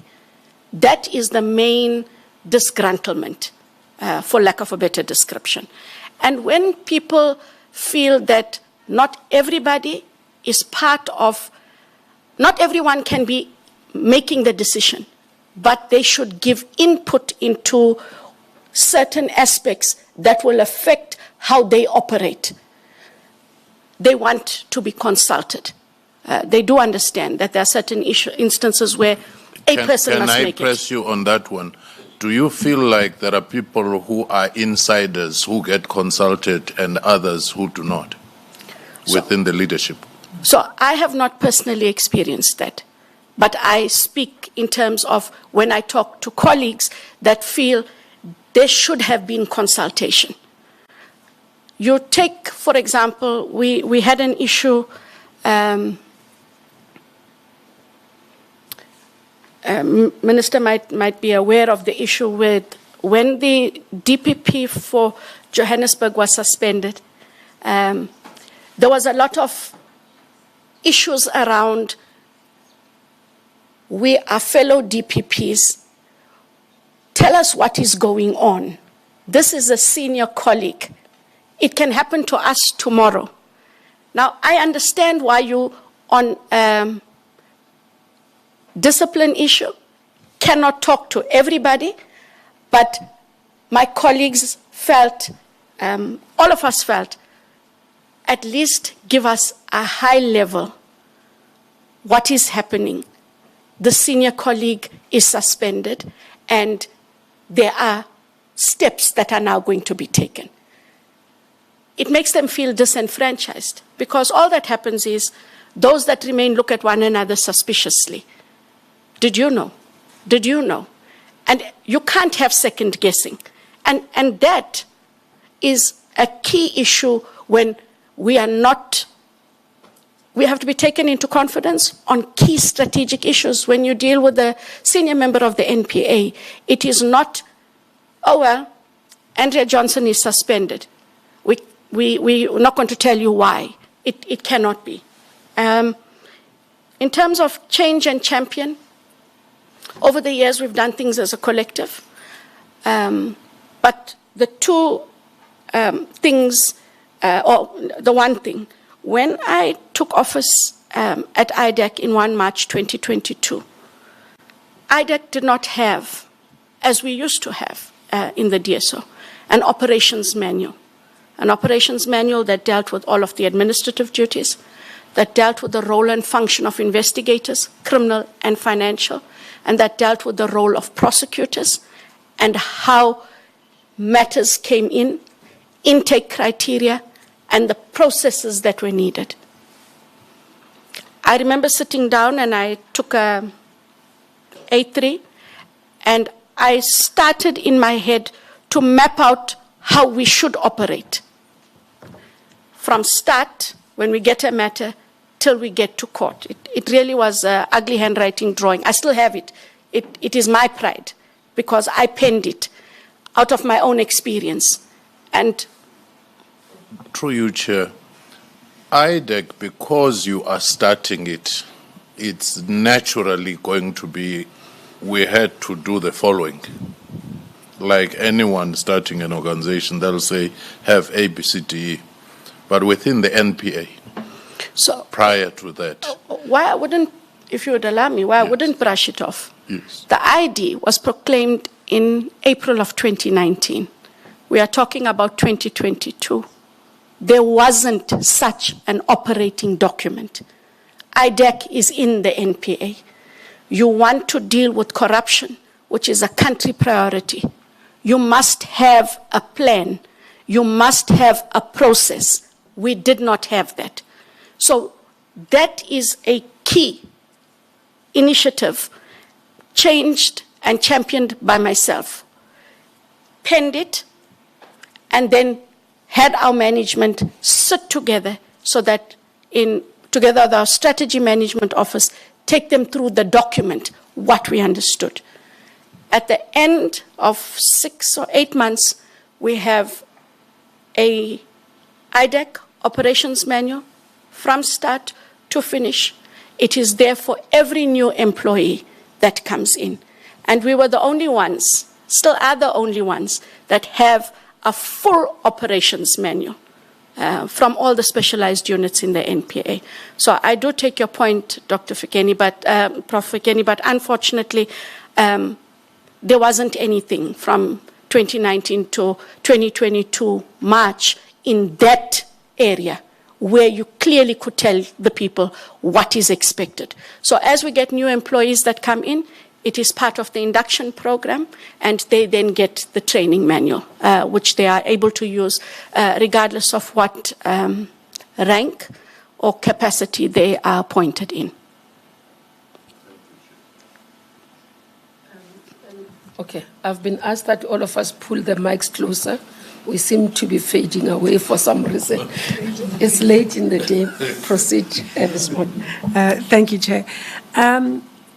Advocate Johnson, I'm trying to figure out what would you do differently if you had to be appointed as the NDPP to ensure that you dealt with these matters around communication, as my colleague Mr. Mvundlela was exploring with you, morale, cohesion at EXCO. And I say cohesion because that you heard about the GBV matter in Parliament suggests that the critical conversations around key mandates for NPA and key priorities for NPA are not effective at the collective of leadership within the NPA.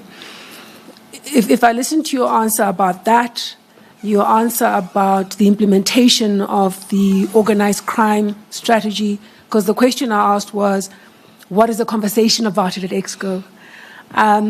So what would you do differently to ensure that you build an institution where the collective leadership works in a cohesive way towards achieving the mandate?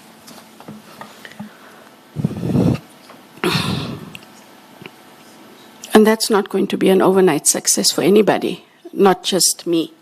And I think it is because of how the organization has to operate. It has to be operational and perform while still attending to its strategy and ensuring that the strategy is understood and implemented by everyone. And it is finding time to... So if we start at the top leadership, it is a national director with the deputy nationals. In the time that I've engaged on that platform, there is clarity amongst them on what each one's roles and responsibilities are. I think where the disconnect might be is from there to below. In terms of every deputy national should take the DPPs, special directors, more into their confidence on what the objectives are. Now, every deputy national deals with it, but they deal with it, the head of NPS, the head of AFU, the head of SOC. We do have a MANCO, and at that MANCO, these are also discussed. But I guess given the time when these meetings and the length of those meetings, you don't discuss all the details. And we have to find the time to make sure that the details are dealt with. A national director is responsible for all the prosecutors, processes, prosecutions, whether they're instituted and where they are stopped. The national director has to make sure that all the prosecutors, now how do you get all the prosecutors to know that these are our responsibilities? It's not just about having regular meetings with your top management. It is about going down to grassroots level. I know that our current national director had been doing that in this past year, where she's had regional visits and she's engaged more with the staff, and she wanted staff to understand there is a different level of understanding and appreciation for where we are at and what we need to do. That has to continue. But you also have to deal, in terms of the staff need to know that their actions have a reputational risk to the NPA and what that reputational risk does to our performance. And we can only do that if we are talking to them through the different levels. So again, I say it sounds simple, but the communication and what is being communicated, when it is being communicated, and then holding those different levels of managers accountable. Dr. Motlong, there has to be consequences for why we don't engage our people perhaps as much as they want us to engage. What stops us from talking to our people about what needs to be achieved? Now, a national director cannot be seen to be the head of the organization divorced from his or her people. You must be able to communicate the message. So if we had to talk about the GBVF, what must a national director communicate? A national director must be able to communicate to all prosecutors, we are doing really badly. Where are we doing badly and why are we doing badly? And what is the consequence of us not doing that work? And I think when you have those kinds of communications, it affects positively all of the other levels: morale, performance, impact, and understanding why we are the NPA. It really is the communication is the golden thread through which any leader of an organization is able to reach his or her people.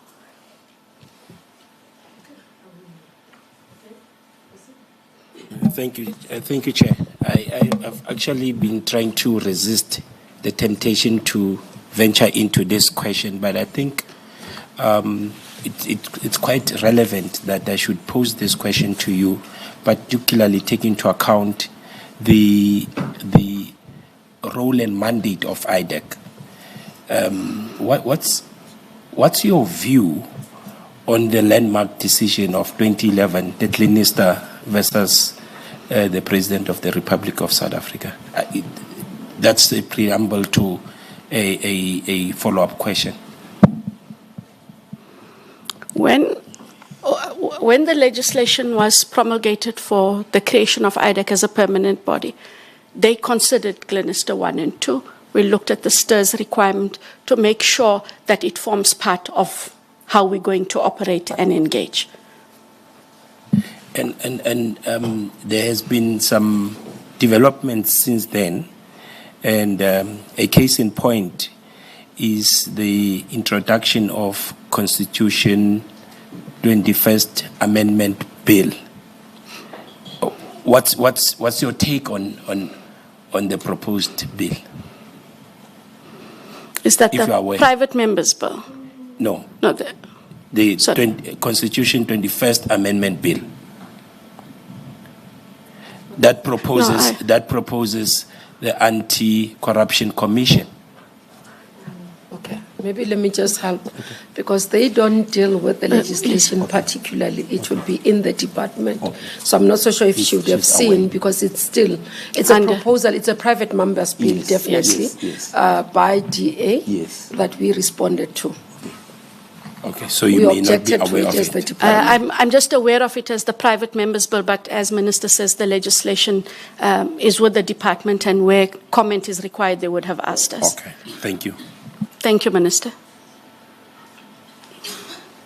Any other question? Okay. Thanks. Dr. Johnson, Advocate Johnson. He says smilingly. Do you share the view?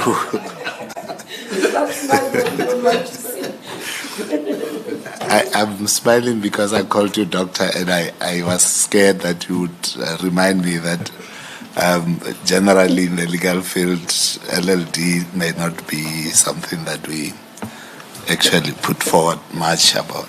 Not that we don't encourage people to study.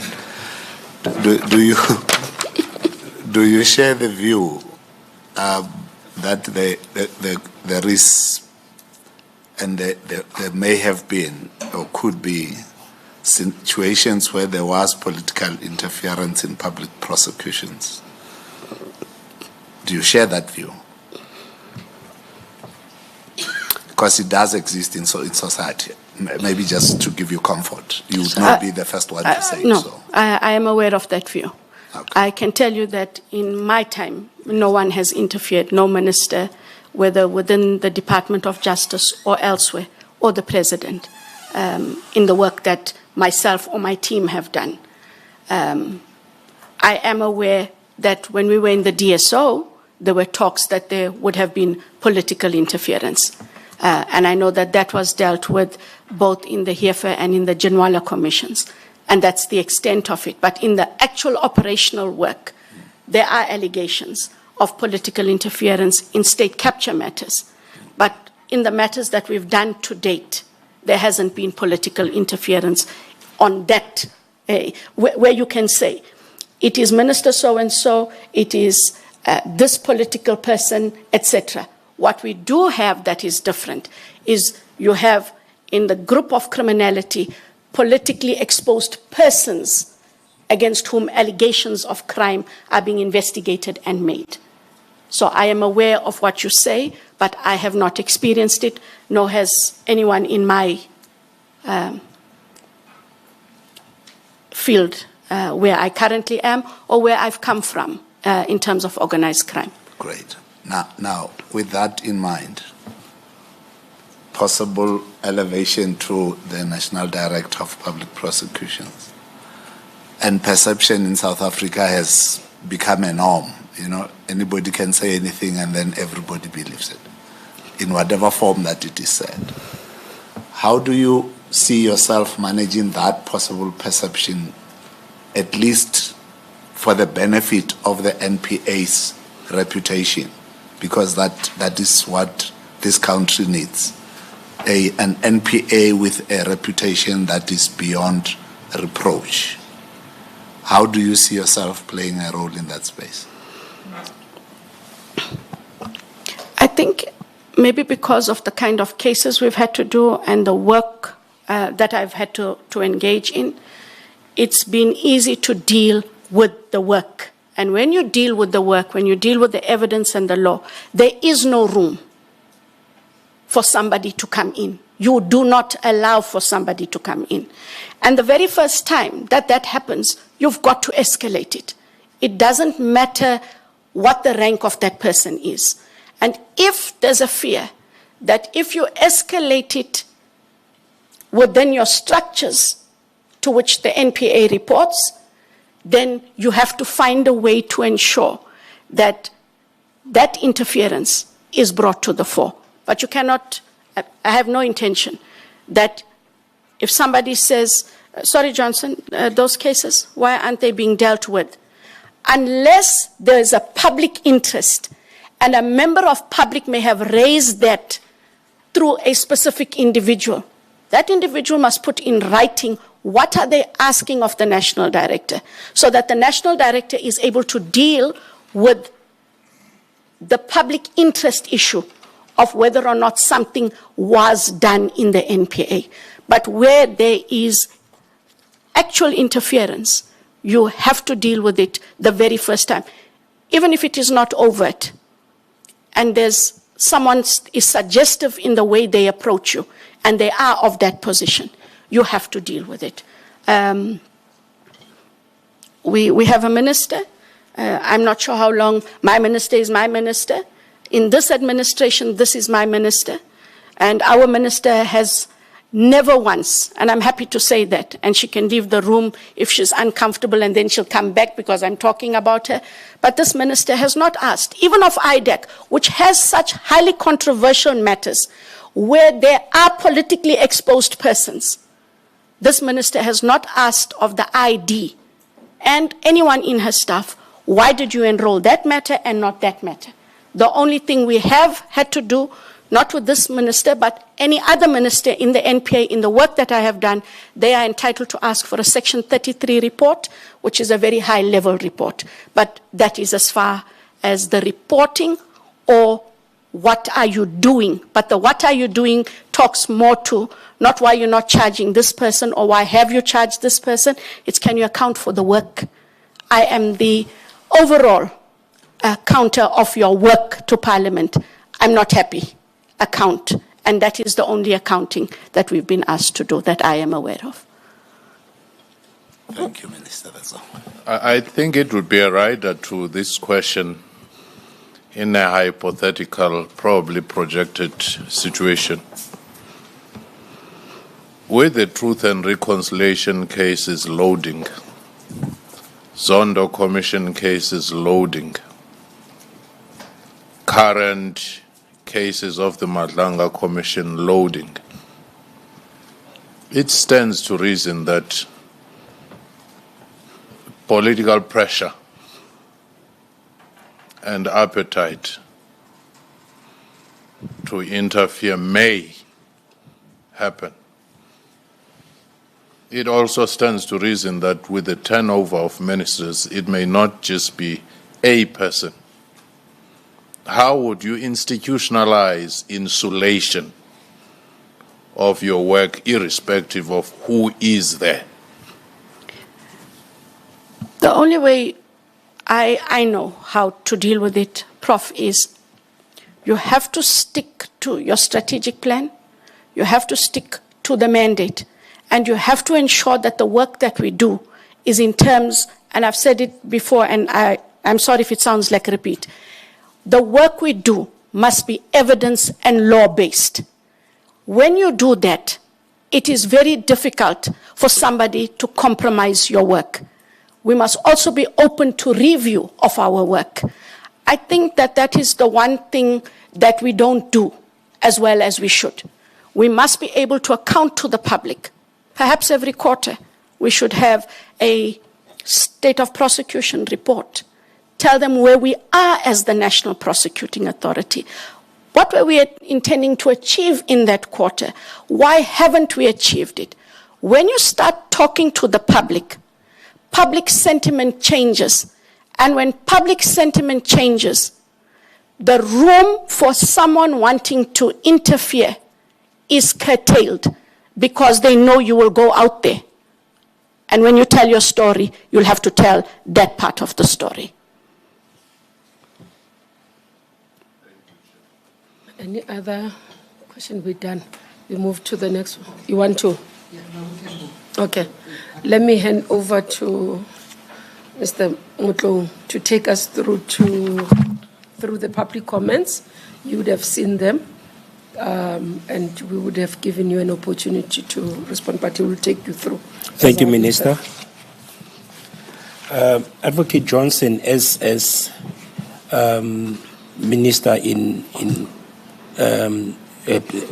when she introduced the flow of the process, intimated that we have received a high number of public comments. And it's on record that we received a whopping 209 comments. And out of the 209 comments received, only one supported your appointment. So essentially, we're sitting with 208 objections. And now, I would like to take you through a whole range of these comments. But obviously, I wouldn't go through each and every comment. So I'll package these comments in terms of their similarities in content. The bulk of the comments which raised objections to your appointment has to do with conflict of interest, ethical concerns, and this stem from your recent participation in the ad hoc committee. But I'll deal with those. But there was also other comments separate from this, and I'll also deal with those comments. And they touch on issues of poor judgment, but also ethical concerns in how you dealt with some of the cases that they've listed. So perhaps it would be prudent that I should take you through the comment that deals with your support of your appointment and just take it out of the way. And this is a comment that was received. It's under 190. You should have received it. Column 190.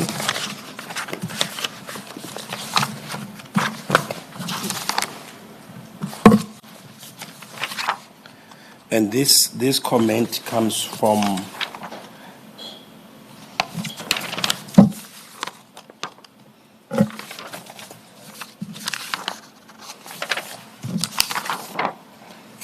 Robert Mailula, who says Advocate Johnson leads the investigative directorate and has long-standing experience in organized crime and corruption cases. Her Scorpion-era background shows a strong commitment in accountability and results.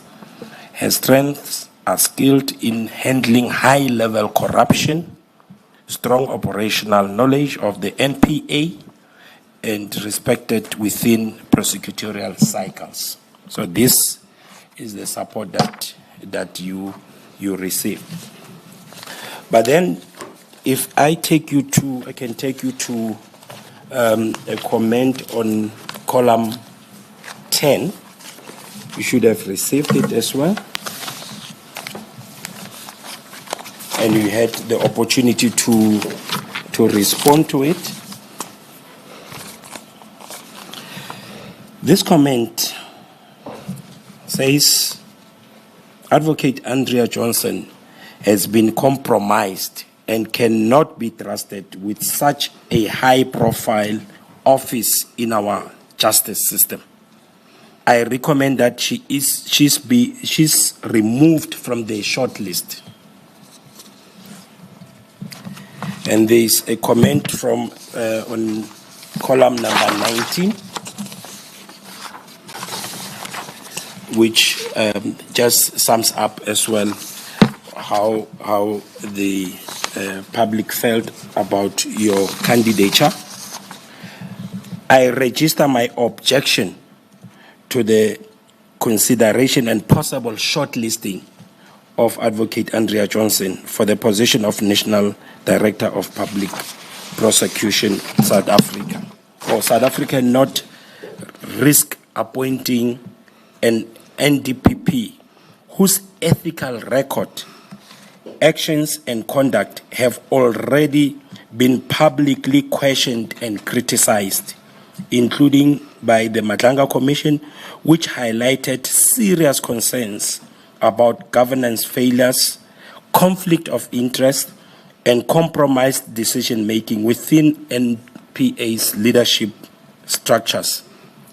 Some of these revelations involves or implicate the leadership environment in which Advocate Johnson operated.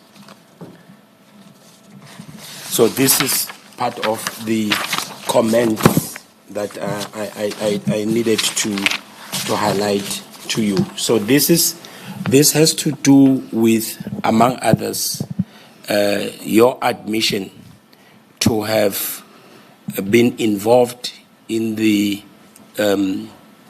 selection and recruitment process involving your husband, which you admitted at the recent ad hoc committee sessions.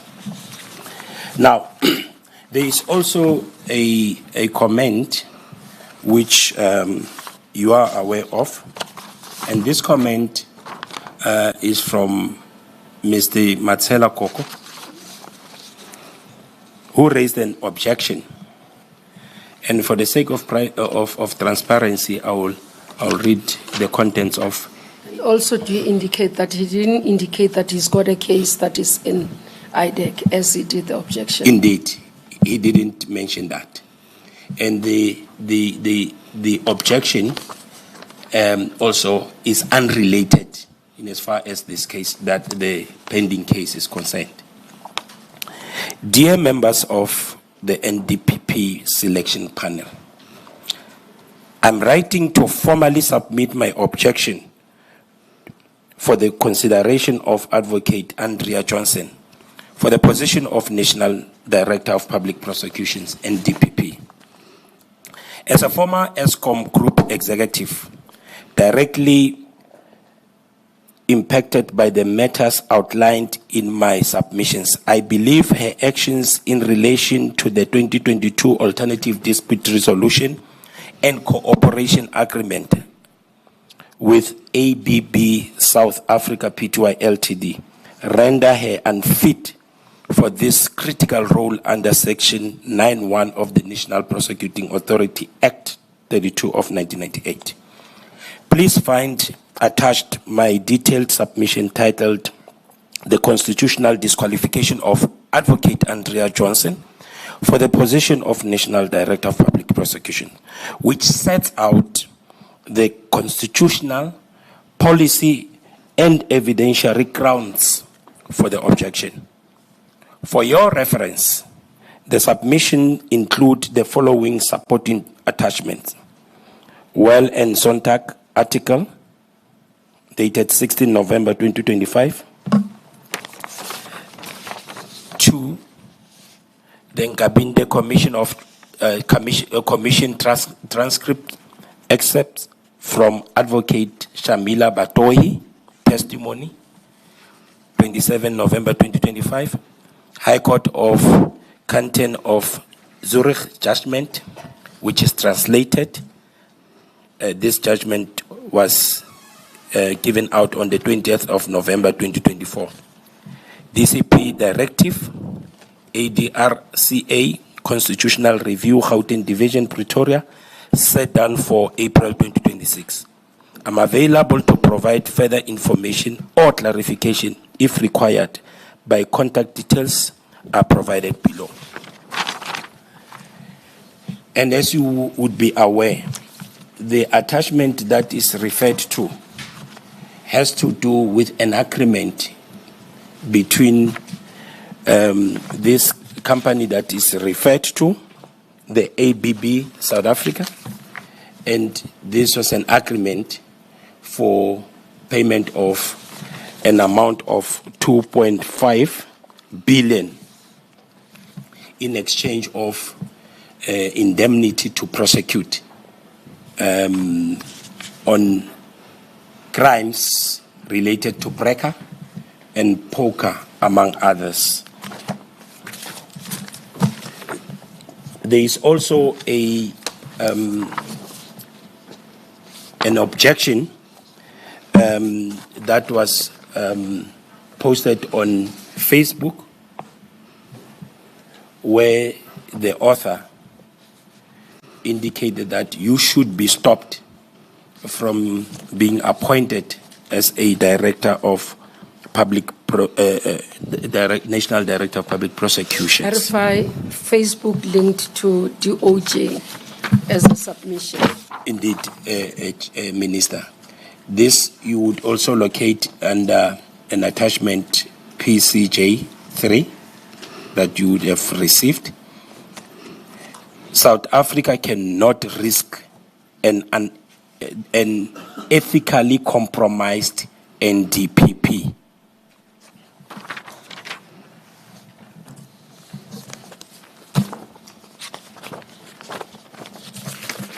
There was also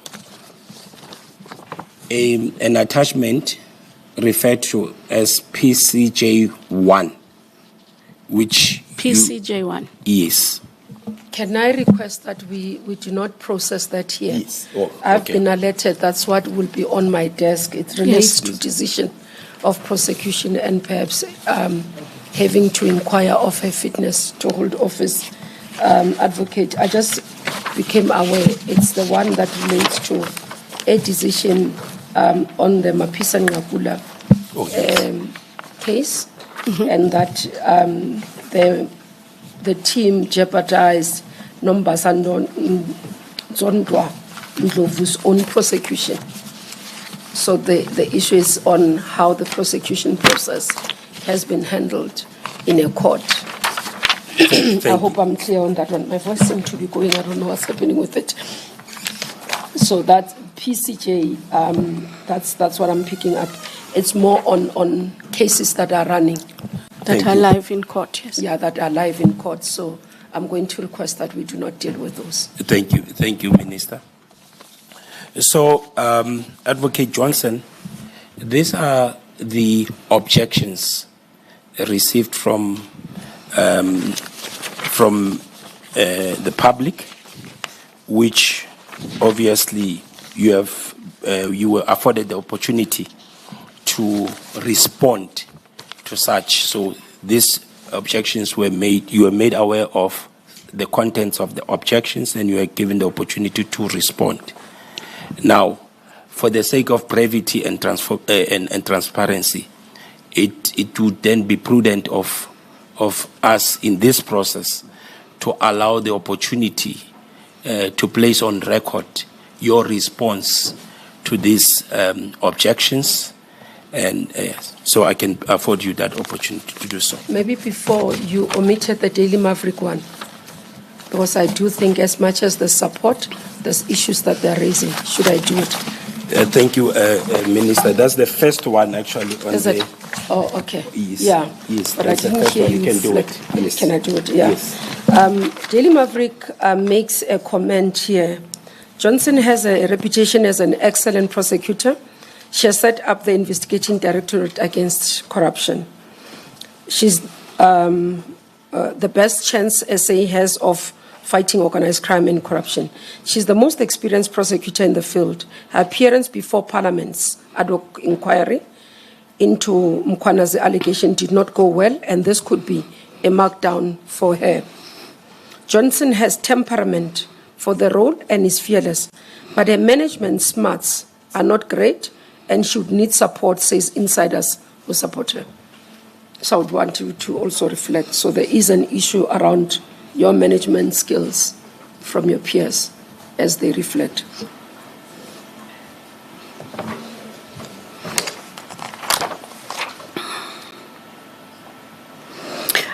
If I could start, would you allow me to start anywhere, or must I start at the start?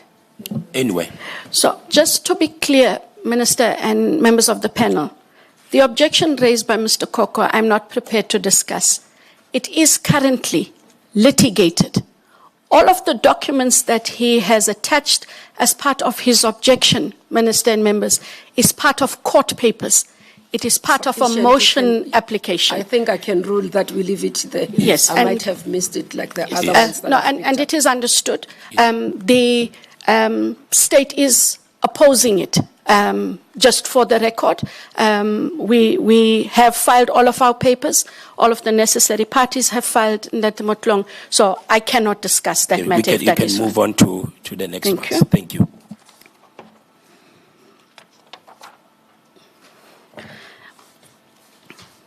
If I could deal with, in the Daily Maverick, we talk of the Mkhwanazi allegations and what happened at ad hoc.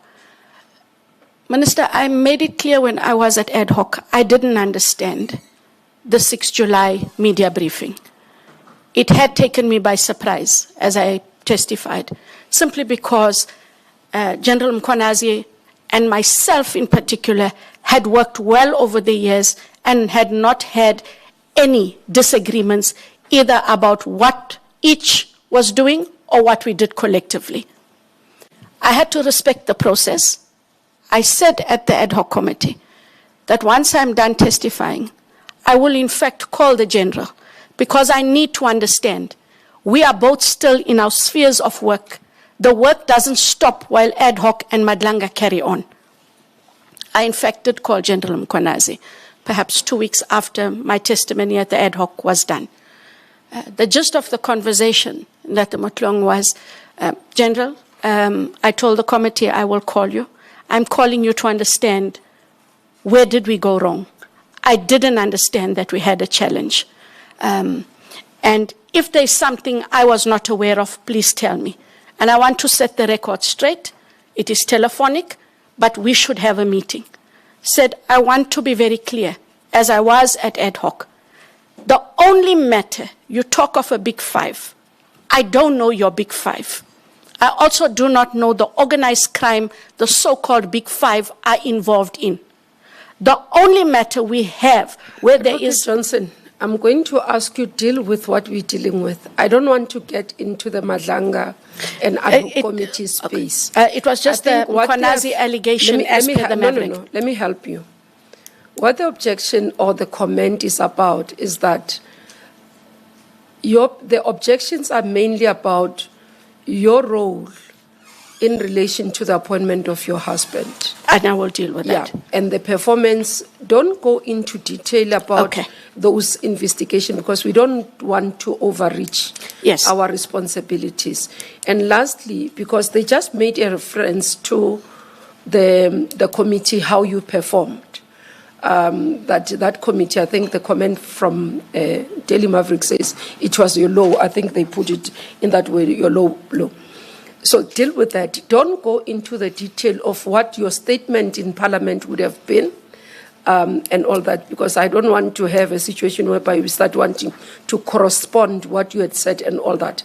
Understood. Yeah. Deal with the interview, not the investigation into the allegations said by General Mkhwanazi. So without the detail, just for the committee to know that work continues and that in terms of a conflict with regards what was raised in the Daily Maverick about the ID and or investigations being compromised, those have been dealt with.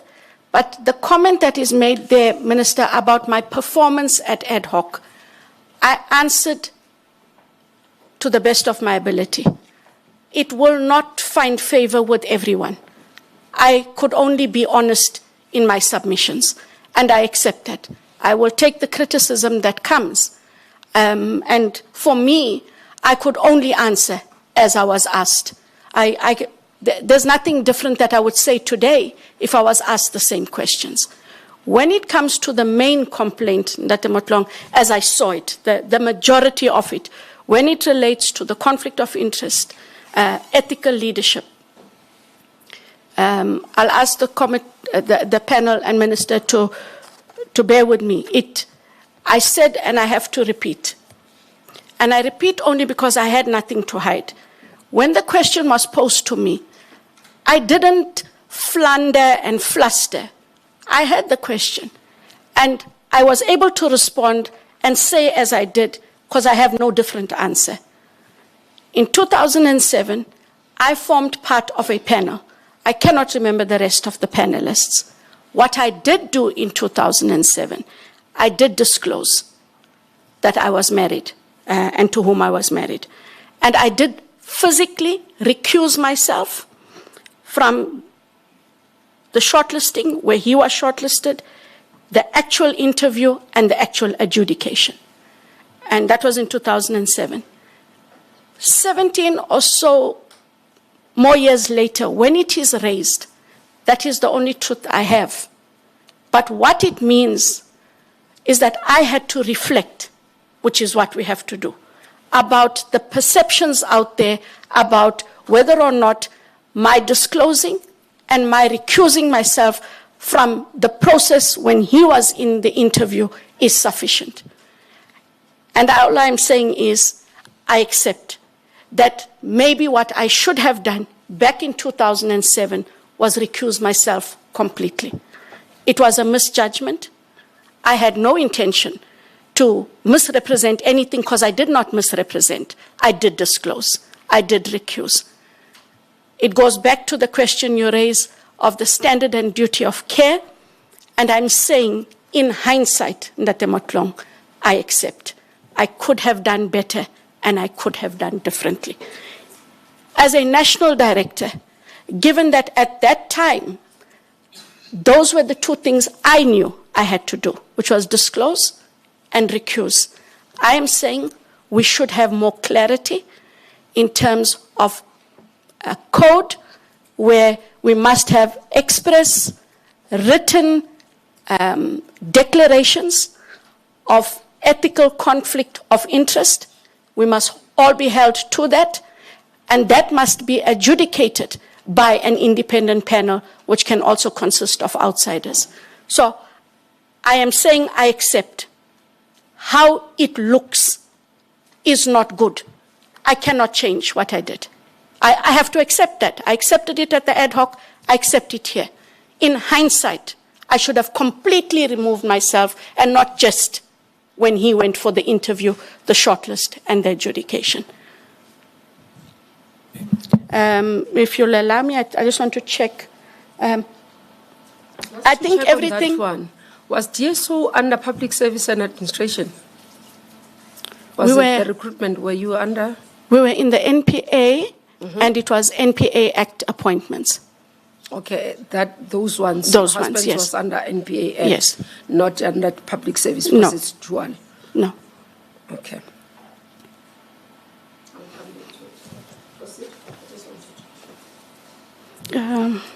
I think all of the rest, that Matlong, flow from there. Questions about ethical leadership, etc. I have always prided myself, and I think it also talks to what was said in the Daily Maverick article and in the positive article you read. That is how I have conducted myself. This was an error of judgment. I'm not going to change it. I can't take it away. This panel will have to judge me on my entire performance, my history in the NPA, where I have faltered. And if this panel feels that in terms of that happened in 2007, where I did what I knew I was supposed to do, but when we fast forward, in hindsight, you should do differently, I can't take it further. I really can't take it further. And if I am to be penalized on a misjudgment made then, it is the penalty I have to live with.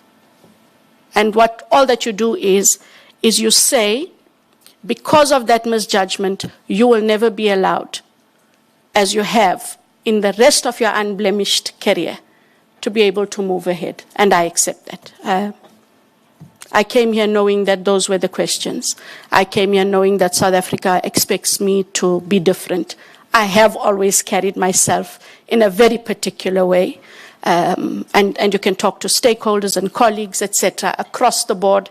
I have a way that I have conducted myself. If I am to be penalized on this, I am where I am. And don't smile. No, I am where I am. Sorry, Minister. It is where it is. He was trying not to smile. Okay. What level was he? Which area? What was he appointed for? What was the position? At the time, it was for a special investigator or a senior special investigator. I honestly cannot recall all of the details, and everything I give you is what I have from memory. The chair, unfortunately, has passed, or else that would have assisted me, because I can't remember anyone else, Minister, that was on the panel who'd be able to say what documentation I filled in as part of my disclosure, and to corroborate that, in fact, I was not in that adjudication process, I wasn't in the shortlisting, and that I had physically recused myself and wasn't even in the vicinity when he did the interview. You only have my word. Did he declare? Yes, he did. He did. Because remember, as the investigators, there's a vetting process. Yes, he did declare. The vetting didn't pick up that you were sitting in the panel in the process and you had to step out. Because you sat in the process, so vetting should have been done before his appointment. Minister, because the Act requires vetting process. Sorry. Yes, that's what I was asking. Okay. At which Act was he appointed, knowing that NPA has two elements of it. It's got the Public Service Administration, which all the appointments that are in that side are governed by Public Service Act. And that it's got the prosecutors and investigators that are governed by, the appointments are governed by NPA Act. And the specific processes that must be done. So that's why I'm checking. And it could be not a fault of the two of you, but the person was responsible for the recruitment or overall in terms of a final approval, because the vetting is required by law. So at that point, no one raised anything. Not at all. And Neither to you, neither to him. Not at all. And just to be clear, Minister, from that date, this was the first time anything was raised at the ad hoc. Okay. I just wanted to clarify. I cannot tell you why it wasn't, and that is why I'm saying that the travesty of this situation is the chair has passed, and the chair would have been the person who signed off and would at least have been able to indicate what documentation we filled in with regards the disclosures of the relationship and or otherwise. Okay. Colleagues wanted to do a follow-up. I just wanted to clear that one. I was checking. You were still on the floor. Okay, you are doing your questionnaire, but I think everybody wants to do a follow-up on this one. They can. Prof, and then we will come. Just two things. In such an illustrious career,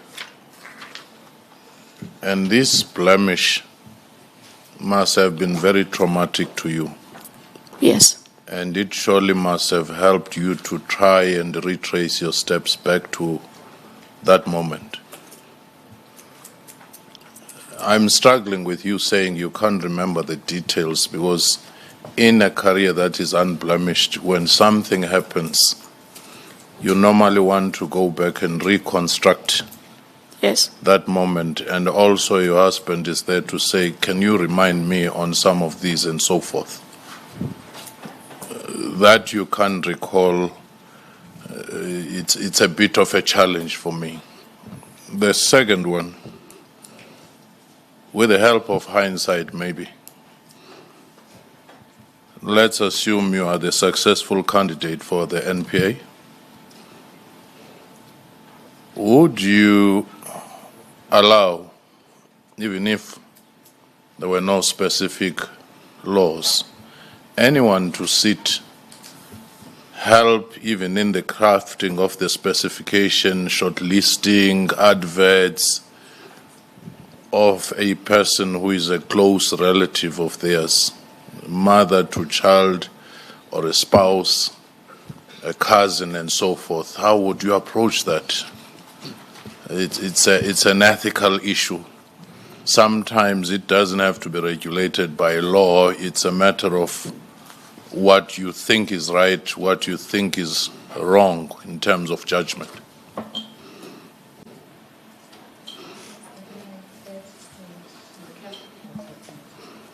Just to add, Advocate Johnson, on this, I also am finding it difficult to understand how you are not able to remember the panel, and the only other panel member is the chair that you remember, and unfortunately the chair has died. That is worrying, you know. And why it's worrying? It's not that one can prove right or wrong. It's exactly what we were talking about earlier, where as a result of some of the gray areas that were allowed, that you have overlooked, where your judgment seems to have been found wanting, it almost like falls inside that pot. I guess it's a comment, but I just want you to take it with you and reflect. It does bring about doubt, you know, yeah. And then on the issue again, in your response, you said, to be clear, there were many processes that I would have had to follow thereafter before the appointment. At no stage was I questioned or informed that there was anything in which clarity was sought. This response to me also adds to the, it's almost like still not seeing anything wrong. I know you have said I should have approached it differently. I could have. Your words are I could have, not should have, which in itself is worrying. Could have is a choice. Should have is I had no choice. I had no business doing that. You know, I shouldn't have done it. And this is what is still worrying me, that the hindsight is still, but no, man, it's not that bad after all. kind of, it gives that feeling, that sense, because of choice of words. But even here, when you say many processes, just on the many processes, if you could tell us what those processes were that followed afterwards, and wherein no one asked who should have asked and did not ask. Thanks. So if I take your comment, Mayor, and the question together with Profs, I cannot recall who everybody was on the panel. It was 2007, and I don't have the documentation. And what I said was, it was the first time from 2007, now in November 2025, when the issue was raised. I go only on the memory that I have and my discussions with my husband, because he does recall that I wasn't there. He does recall he disclosed. And I said to him, yes, I also disclosed. The point is, it wasn't even a secret, but we both disclosed. It was known that we were married at the time. I don't want Mayor I understand the could have and should have. Please do not make a mistake. I am not by any means minimizing what happened then. What I'm saying is, in hindsight, it should never have happened. I should have removed myself. Sorry if I used the word could have. I'm saying that's what I meant. I should never have done that to myself. Because look at where we are sitting 17 years later. That's what I'm saying to you. I should not have been in that situation.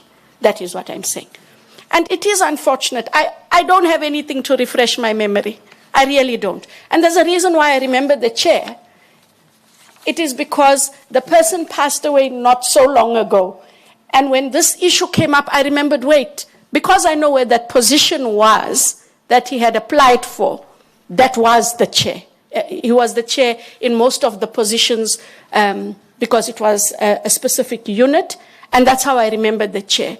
I know there would have had to be another panelist. And on that, I go on how we operated in terms of panelists, and there would have had to have been an HR representative. And when I talk, Mayor, of those processes, I talk from my general understanding and recollection at the time. You have the interviews, the chair would have signed off, and it would have gone into HR and those processes. And then it would have gone above that for the appointment to be signed. And that is what I mean, is I don't know who in terms of actual individuals it went to. I talk of the process it would have followed as other processes in the DSO followed where I had been a member of a panel. That is what I'm talking about. So that is how I recall it, not that actual process. And then... Minister, can I just ask for clarity? Okay. I have one more question. Okay. We can do this, Minister. If it is follow-up to that question, let me deal with it, and then I'll deal with the second question that Prof raised. So, sorry, Minister, about that. No, I didn't want to disturb a train of thoughts as well. Oh, yeah, okay. Because on that, I thought you were coming with another one. Oh, no. Let me just go straight to the point. Yet you had been sitting with this panel the whole time and recused yourself when Mr. Johnson came in. Is this what you're saying? You'd been sitting with them, interviewing other people, then candidate number 6, Mr. Johnson, guys, this is my husband. You walk away. No, not at all. Okay, all right. Not at all. Okay. The panel said to me, we'll deal with the candidates. We dealt with the candidates. The panel said to me that they are now going to call Mr. Johnson. I had left the room. He came in, would have gone for his interview, and they then messaged me to come back. When I came back, he was gone. The question is, because it's the advert, this is the post. Yes. So were you interviewing other candidates who were part of the interview panel of the other candidates who competed for the same position as Mr. Johnson? Correct. That's what she's asking. Oh, sorry, Mayor, so that is correct. You actually sat through the process, but recused yourself when Mr. Johnson was to come in as part of the interview. During his interview, you were outside. You were not part of the process. No. You didn't interview him. But at the time he was finished, you came back. to be part of the process, almost concluding the interviews, let's say, and also the deliberation that eventually made a recommendation. So when Can I write on that one, Chair? maybe if I answer, then Prof will see if you want to write on it. Okay. I just want to check, were you part of the process of conceptualizing the position, Not at all. specifications, No. adverts, No. and then sitting in the other interviews? On all of the first mentioned, no. I was not part of conceptualizing, not part of the advert process, not part of the other aspect you raised. But I did interview other candidates who were shortlisted for that post. And this was the position under your unit, right? Not my unit. It was in the DSO in a different unit. Okay, thank you. To the question, Minister, when I had come back, so how it worked is, I can take it from what happened with the other candidates when I was in the room. As each candidate finished, we scored the candidate. The deliberations would take place once all the scoring was done. When I came back in, he had been scored by the panel that interviewed him minus me. When they did the deliberations, we deliberated on the candidates. I was part of the process. I knew his score, but I was not part of the discussion. At that time, I was now gone. That was the end of the process. So when he was recommended, I did come to know that he was recommended, because what happens, Chair, is what happens, Minister, is the Chair must send the recommendations for every panelist to sign. That we all had to sign. And that is where I saw that he was recommended by their deliberations. But I was part of deliberations of other candidates. I was part of scoring of other candidates. And you signed the form? I would have signed the form. What I'm saying is, I look at other processes. Else was scored by all the panels? Yes. Including yourself? Yes. And then let's say it's 6 panel members. And then at the time, how many were they? You see, Minister, I don't know if there were, Okay, we you were don't 4. remember. I'm just going to assume. Let's say it's 4 people. I don't know if I was replaced. I wanted to get there. I don't know if I was replaced, who I was replaced by. I left. But Advocate Johnson, let's take it you are a manager now. Yes. And when an appointment is to be done, for example, at those levels, like you were explaining, that we had to introduce, for example, an external observer so that there's transparency and all that. But when you have a panel, you can't say in the middle of a panel, then you change the panel. For example, these members know that we must stick with it until the end. None of us can leave. Otherwise, they make the process irregular. Or none of them can have a replacement, because it skews the interviewing process. Because how do you determine that this person is suitable if you didn't sit in that person's interview to ask questions? We can make a reflection if we were not in the room. That's why we can't stand up, even go to the bathroom. We must sit here until we finish with you. Whether it's a question asked by this colleague or this one, we must be here to hear the responses, so that when we deliberate, we have that. So I'm trying to understand. You said it's 2007. Yes. It's not very long. And unfortunately, I really cannot remember. I'm not trying to be obtuse about it. I know I inherited the good, the bad, and the ugly as a minister. So we didn't have systems that could detect an irregularity in the process. Because that, as you are saying to me, where I'm sitting as a minister, that process was irregular.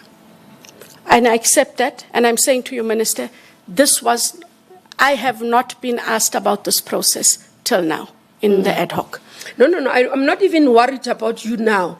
I'm just worried about the process I then. believe in systems. Yes. So and that's what I'm saying. I did at the time what I knew we were doing, was to disclose and to have recused myself.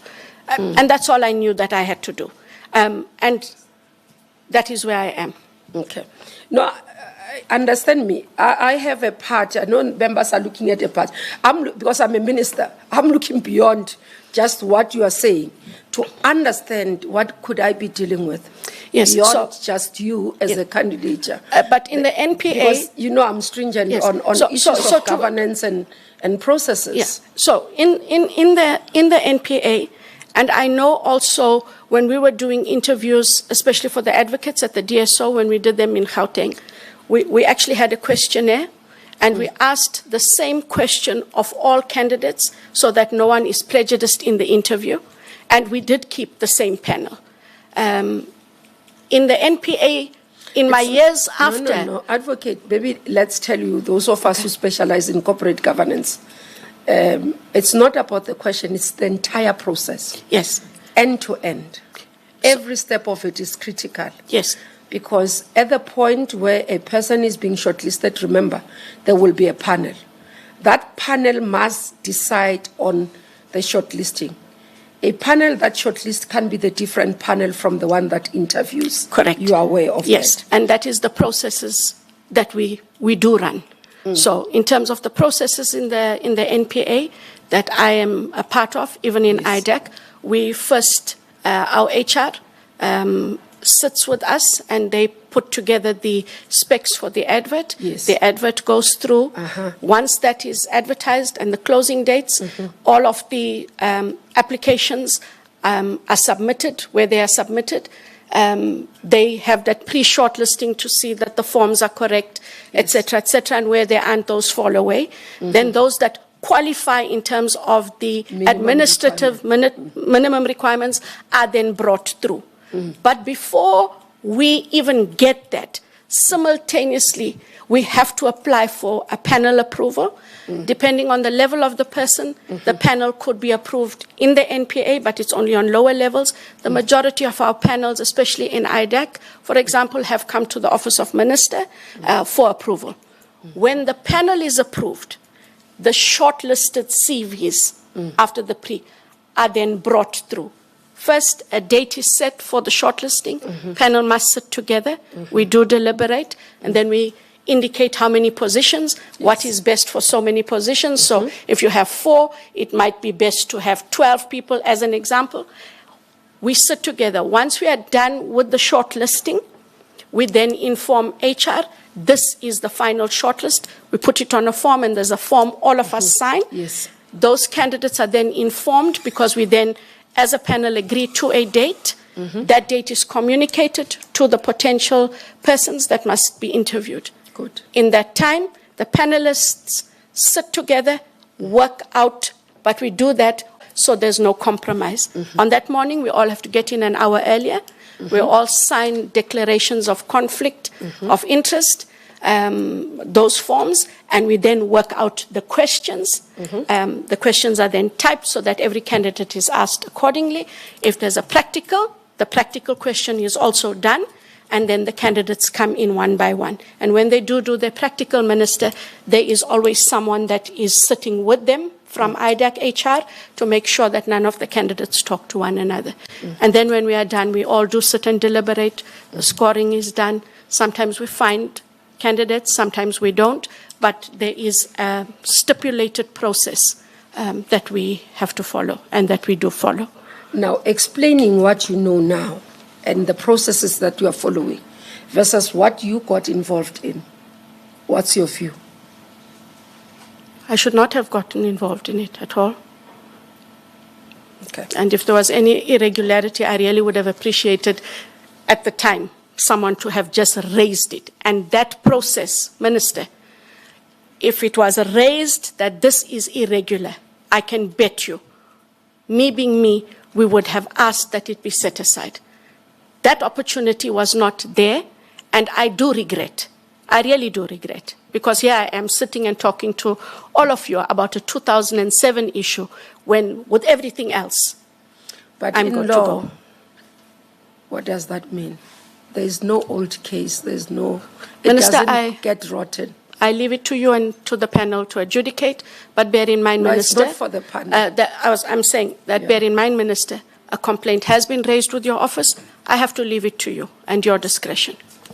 Okay. No, I just wanted so that the panel is clear. Yes. And I'm glad you explained from the point of, because I was worried, you leading quite a number of interview processes. No, I didn't want to have a sense that you are not following the process and you are not doing we the are, correct, and especially and the we will conflict, have. So I'm conflict glad- issues I'm we deal glad with. that, Yes. Yeah, you are dealing with that. Thank you, Minister. There is one comment that received from public interest, but before then, just a rider on this issue.